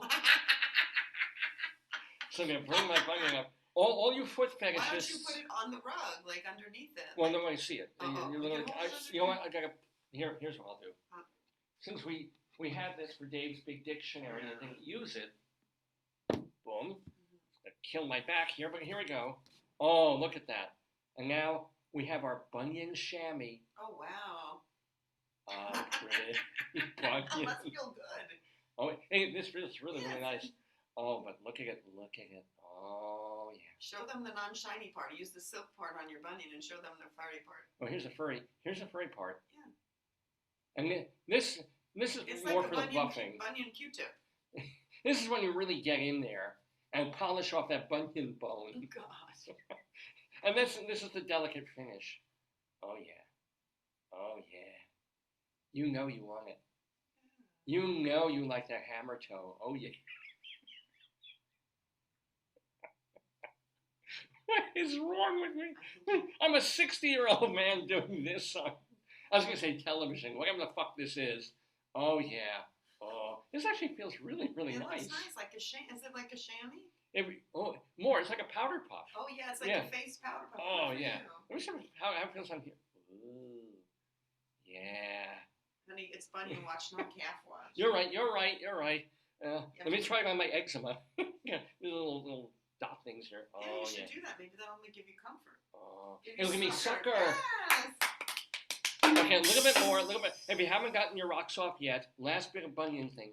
Oh, What yeah. about the other one? You only Alright. show one, huh? All right, hold on, I gotta switch foots. Don't kill yourself yet. All right, here we go. Other foot going up on the Webster's Dictionary here. Oi! Oh, you can't see that one yet. Oh, yeah, there he is. See? Wow. Because my bunions do have kind of dry skin at the moment. Oh, so really? Okay, so yeah, maybe that's. I what you polished need. that off.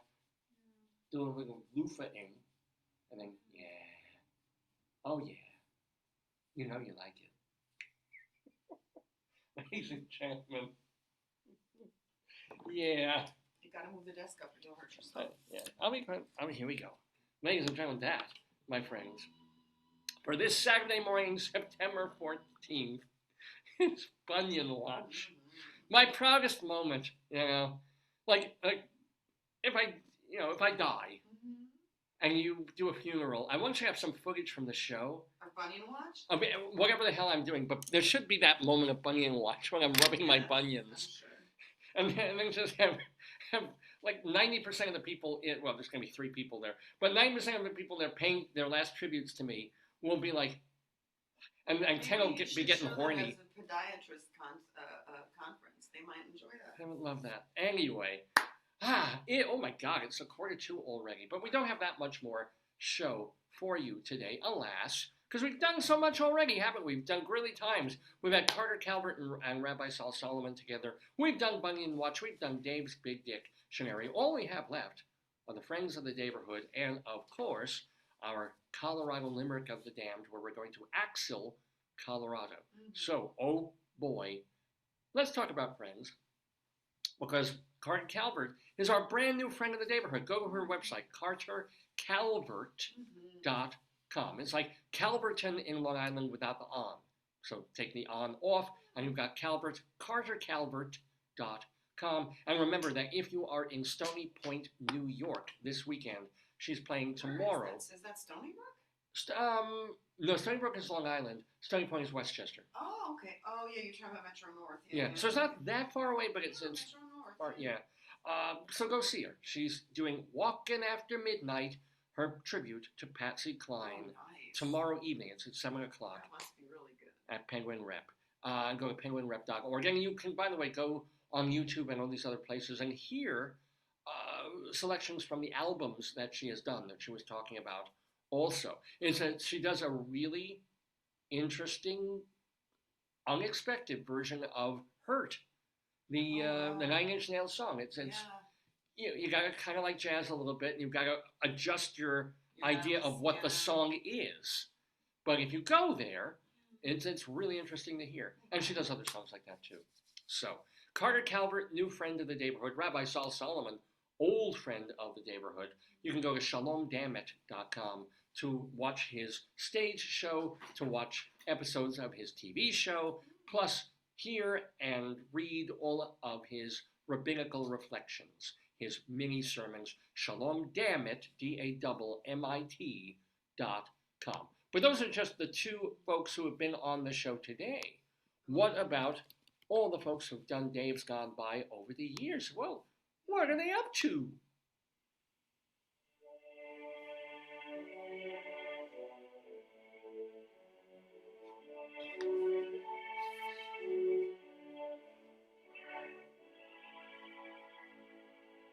Oh, my friends. So here are our friends of the Daverhood. For example, tomorrow, Clea Blackhurst.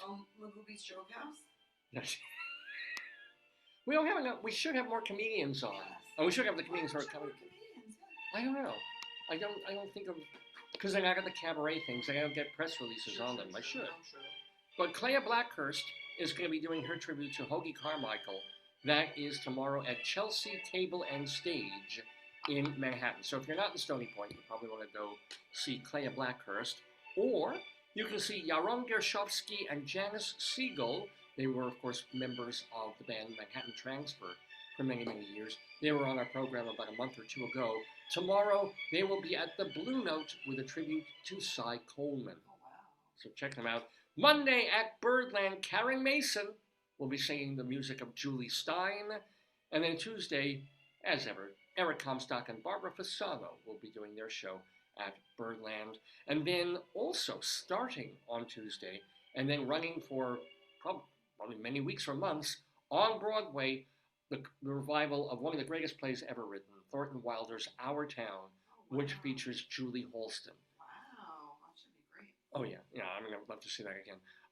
Congratulations, by the way. We want to remind you that Art Paul Schlosser's artwork is on view at Fair Trade Coffee, the coffee shop in Madison, Wisconsin, through the end of October. Playing now through the middle of this month, it's Gerard Allison, she was just talking about this, Gerard Alessandrini's Forbidden Broadway, Merrily We Stole a Song. That is at Theater 555 in New York. Alan Menken, you can hear his music in Little Shop of Horrors that they are reviving at the Ogunquit Playhouse in Maine. I think Carter mentioned that place too. Katie Hoffman is directing the musical Empire at New World Stages, which has another week to go in its run. And then there's a musical called Diamond as Big as the Ritz, which features a score by our friend Seth Bisson-Hirsch. That is at the Sargent Theater over on West 54th Street. A lot of doings. But you know what? If you're not in New York like we are, our friends are doing other things too. For example, there's a podcast called Flash Force, Middle-Aged Women Superheroes Save Democracy. It's a podcast, and they've done 6 episodes of them. A new one drops every Wednesday through October. So included in the people... Is the podcast yeah. just pre-recorded? Is that the only difference? Oh, yeah. I mean, they've done all the No, but I mean, episodes. like a podcast means like it's not live, right? Oh, you can, I guess, do a live podcast. Podcast means that you're not on regular TV, you're not on the radio. But why are you different than a podcast? Are you a podcast? I am I'm a video podcast. What do you mean? A podcast is not video? It can be, but we don't. I don't Yeah. understand. You have to explain. You know what? I have to Google honestly the definition, because we think of it. It started as basically an audio thing that people could listen to on the go, and it wasn't. They weren't listening to the live radio. They weren't listening I to. often think podcasts you could listen to them live, but they're not necessarily. They're generally not. Like they're pre-recorded. Yeah. Is that okay? Yeah. They're done. It's sort of like when you listen to Wait, I guess Wait, Don't Tell Me is. Nah, it's a radio show. Sorry. Yeah. Oh, I have to. What's that guy's name? Mark Maron. Oh, That kind of was the real start of the explosion of podcasts. okay. Recording these things in his garage, cutting, editing. Oh, just not. Sloths just they're low, but he just went like this. The one with the weird foot. Yeah, she's talking about the slots. Oh, that you can't even see them on camera They're now. all the way down. Yeah. But recording these things, tightening, putting heads and tails on them, and getting them ready, and popping commercials in them if you have them. Are they heavily produced? They can be. But they don't have to, right? Usually, you're going to have a theme song, properly like the organized. 2 guys in a car. What was that? 2 guys. Car Talk would have been a podcast, except it was a radio show. Oh, okay. But now people listen to it as a podcast. Yeah. Yeah. Okay. So it's like anything that you kind of listen to on the web. So you could be a podcast. But I am a podcast, But yeah. you're a vlog. Are you a vlog? In a manner of speaking, I might be. You have to do some research. But this is more than a blog, because it's a show. Okay, but I think you have to go because the mells were changing from orange to gray. Oh, the mells! You The notice that? change of smell? Yeah. The change of season? He's going from ashen gray to like orange. So, well, we're almost done here with our friends in the Daverhood, but we don't want to leave out. Oh, I think the slots just went down again. We don't want to leave out the fact that Alan Menken has music in the Broadway musical Aladdin at the New Amsterdam. Lion King now? Lion King is Menken? no, that's Elton John and Oh, yeah. might be Asheville. I forget who. Well, they had a bunch of co-writers on that one, like Lebo M. Oh, I forgot to mention that the folks who are doing that Flash Force podcast, among the voices on that show, on that comedy or fantasy comedy, are Lucy Arnaz, Jason Gra, and Karen Ziemba. So big shout out to them.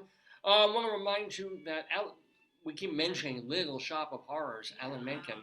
The off-Broadway revival of that is still running. It's running at the West Side Theater.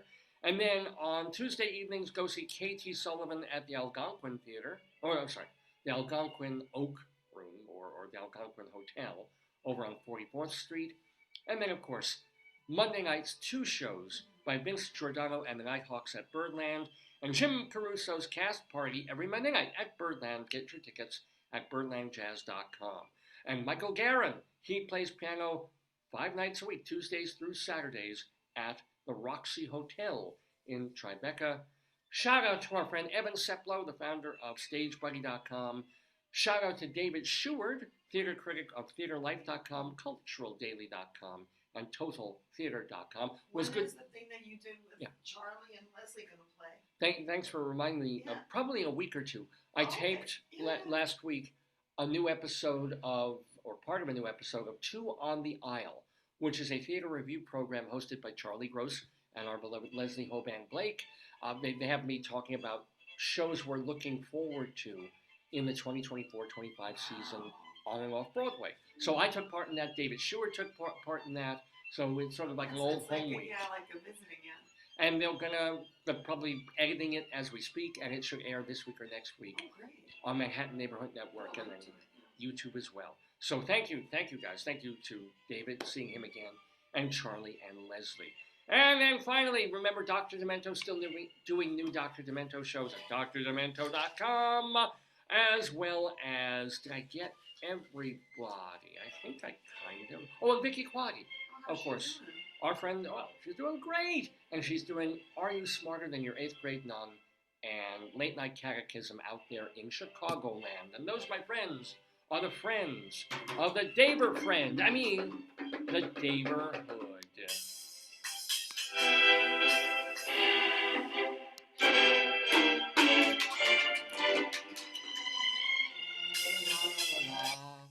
All right, ladies and gentlemen, we still have a couple of minutes before noon, as opposed to Patsy Cline who's walking before midnight. We are doing podcasting before noon for a few more minutes because much as we've tried to put it off, much as we've attempted to delay it, at a certain point we have to do our Colorado Limerick of the Damned. So, ladies and gentlemen, there's a town in Colorado called Axial. A-X-I-A-L. Pronounced sort of like the axle of a wheel in a car. We're going to tell you a little bit about it, and then I've written a poem about it, which is filthy and disgusting and get your kids out of the room. That's why it's our Colorado Limerick of the Damned! A limerick is a comic verse of 5 lines, in which lines 1, 2, and 5 will end with words that rhyme.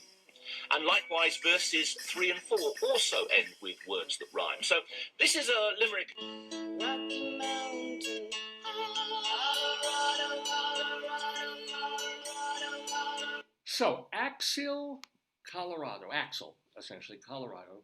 I can't mispronounce it because that's part of the idea of the limerick has to be pronounced. So, it's a former oil and coal mining town in upper northwestern Colorado, kind of near Craig. Okay. And by the way, if you want to hear my Craig poem, just go to davelefkowitz.org.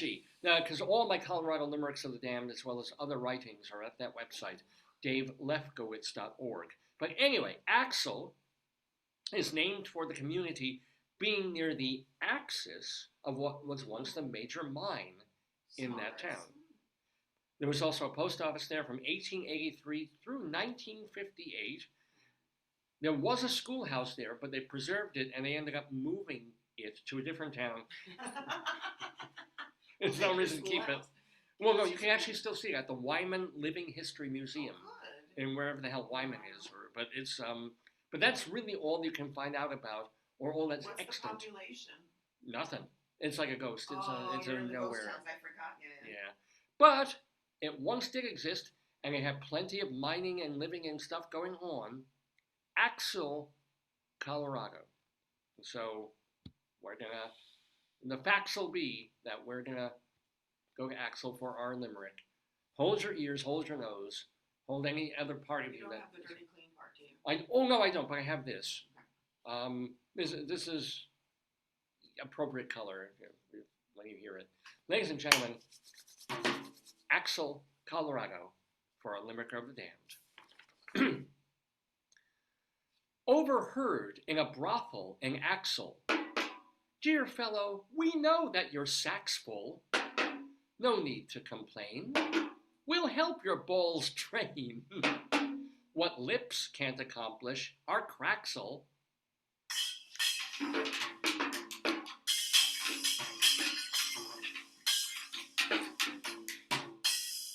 So let me ask you a question, dear wife.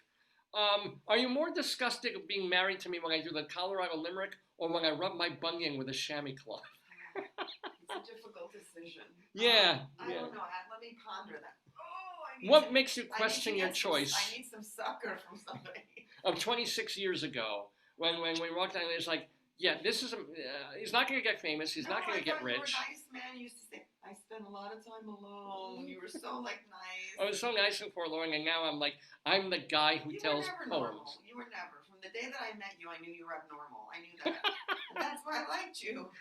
What was abnormal about you? You were make fun of my crazy. clothing. You were like a 30-year-old man dressed like somebody from, in the 100. You had a shirt that was faded. You had polyester pants in 90-degree summer heat. You could have. I was going to You could shorts. have generated a fire if you would have ran around the block. What jeans would have been warm? And you had your little flipper feet in those Was I wearing Velcro at that they point? were horrible. Yeah. And you looked insane, and you were. What do you mean I looked insane? You had the metabolism of a chipmunk and maybe a rabbit squirrel. You were hyper. Yeah. You were like,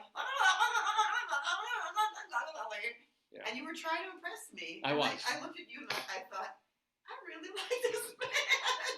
I looked at you and I thought, he's a beautiful man. He has beautiful hair. You liked my hair back in the day. And I was like, he's very energetic and he's funny and he's very clever. I was. I liked you from the beginning. Oh, I know that. I know you. I thought you were just like the bee's knees. I thought you were just incredible as a human. I really liked you. Most other people saw only the eccentricity. You had some crazy animal magnetism. Or just plain crazy animal. You were like a vortex for my crazy, yeah. Oh, well, I thought you were great. I mean, I was intrigued, but I did worry that you would implode either from the steam from the polyester pants when you were running, or your insanity of your you were so really anxious. I'm still like that now. If you see me You're teach. calmer though. Well, no, that's true, but you're calmer. You were really an Adderall. Yeah, you were lit. Mm-hmm. I never. It wouldn't have occurred to me. That would have been just my natural state. You were desperately trying to impress me, which I of thought course. You Yes. didn't need to, but you didn't need to. I was very impressed by you just being you. Yeah. Well, no, I mean, I did show you my 19-inch tongue. No, what you did was you tried to give me your magazine. You said, "I give it to you without paying for it." I was like, "That's not." I was selling that magazine. That's not a selling point on a date. I'm gonna get this. That's a journal worth $10. I was gonna give you for free. I mean, David, for real. Yeah, you think? No, what I liked was. I'm not gonna give you a ring on a first You were meeting. trying to make jokes in Spanish and stuff, and then you were like, you looked at me and you said, "You're the only person who ever gets my jokes." Well, I wouldn't have said that on a first date. You said that when we were at that meeting. You were trying to make some joke in Spanish, and people. No, that was like our third or fourth date. I was we telling you we that. were No. at the Joyce Steakhouse party. Yeah. And you were making some joke in Spanish, and I laughed because I thought it was funny, and everyone gave you stink eye, Yeah. side eye. Yeah. And I was like, "Oh, that's really funny," and you were like, "You're the only person who gets my jokes." You said that. I did say that. Yes. I thought it was later in the relationship. That was when we first met that day. Yeah. Mm. I liked you from the beginning. I sensed that you would be the one human in the world to tolerate this. This. I really liked you from the beginning. This. I thought you were a unique entity. Yeah. Because, I had some dates with some boring, well-to-do, wealthy, doctors and such. And yeah. they bored the heck out of me. Ivy League people I dated bored me. You never bored me. I dated sociopathic lesbians. So but you never bored me. I thought you would be a lot of fun, and I thought you would be I thought you were very original as a human. I liked your originality. Yeah. Which is a little bit insanity. That's okay. I thought you were really original. I thought you were very sweet in your desperation to try to impress me. Yeah. You did. Well, I liked you. What can I tell you? You kept taking me to Thai restaurants. And there's a reason for that. But I like Thai food, but I like South Asian food better. Why didn't you say so? Because I was like, this man, I thought you had some kind of fetish. She didn't realize.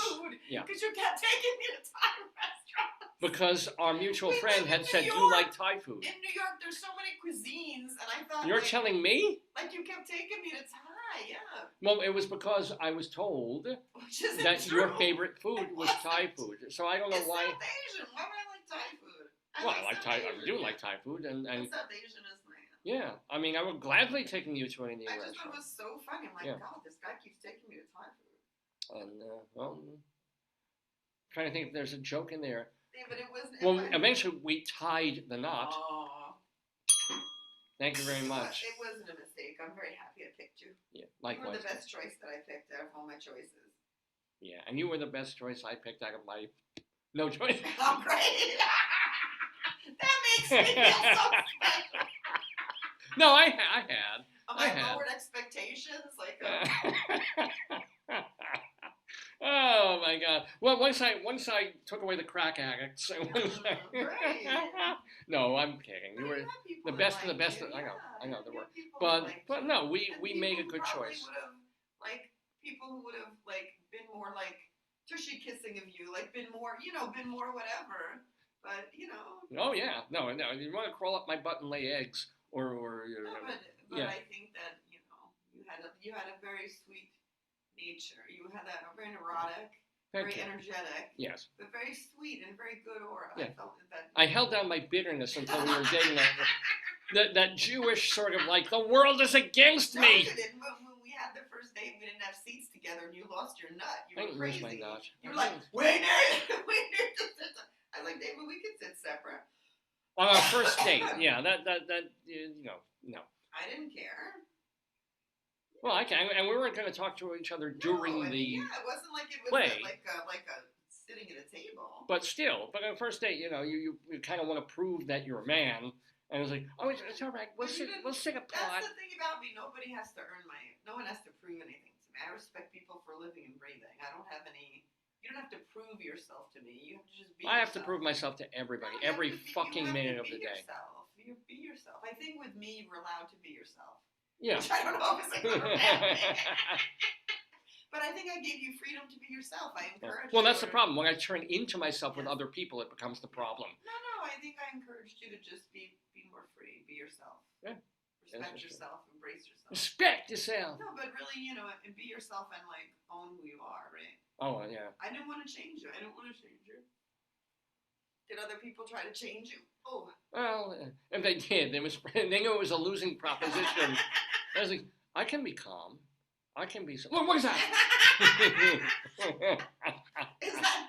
Well, you survived the bee attack on your leg this week. I didn't say. Where? Are you sure it was a bee? Yes, it was a Check this out. bee. I know. I was wearing long pants. Thank goodness. But according to my wife, at one point there was a bee. Your phone, I'll get a picture of a curled up bee. Oh, but where were we? We were not in the car. Thank goodness. Yes, we were in the car driving, and I said, "Pull over." Remember? You were driving. I said, "Stop." I was already driving. In the driveway, I said, "Turn off the engine and get out of the car." But you didn't tell me why. Yeah. Curled up bee upside down on my leg. See if there's an image. Because we told the story months ago. Curled up bee. Of when we were driving, we're going to shopping or grabbing food somewhere in a parking lot. Oh, look at that! A bee curled up for a number of reasons: stinging, sleeping, or being exhausted. A bee collapsed on the leg. But no, a bee had collapsed on your leg about a year or two ago. This is what I saw: the upside down bee. That one. Yeah. Oh, it was upside like that. Yeah. That's what. Oh no, not that. Go back. Hold on. I'll show you this one. That one. This one right here. No, up one. This that one? Yeah. No. Which? Here. I can't reach. Oh, on this side. This thing that right one, here. Yeah. That's what I saw on your leg. On my leg this past week. On your leg. I saw a yellow jack on your leg, right side up, but just kind of sitting there not moving. Yeah. And I panicked and we were in the parking lot, and I am phobic about bees and wasps and hornets. But you didn't tell me why. You said, "Get out of the car! Get out of the car! Get out of the car!" I was screaming at her. The car was still moving. And he started backing up. So I don't know if you're trying to kill me. Get out of the moving car! I'm gonna run you over in the parking lot. And meanwhile, it was like we were, thank God, but there was another guy like a few spots behind us in the park. I started almost backing into him. He backed up his car. He was backing up his car. Yeah. He probably thinks, what's going on with these people? Yeah. Because I was absolutely, I lose my mind. I ran out of the car, ran screaming, even though the bee was on you. And I was saying, jump around. We drove home with the bee on my leg.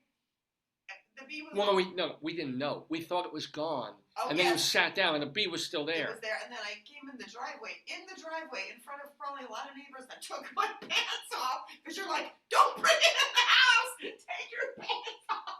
Right, you get right by the open door, and they pull that run in. And then I ran around like stomping on your pants, He stepped on my pants.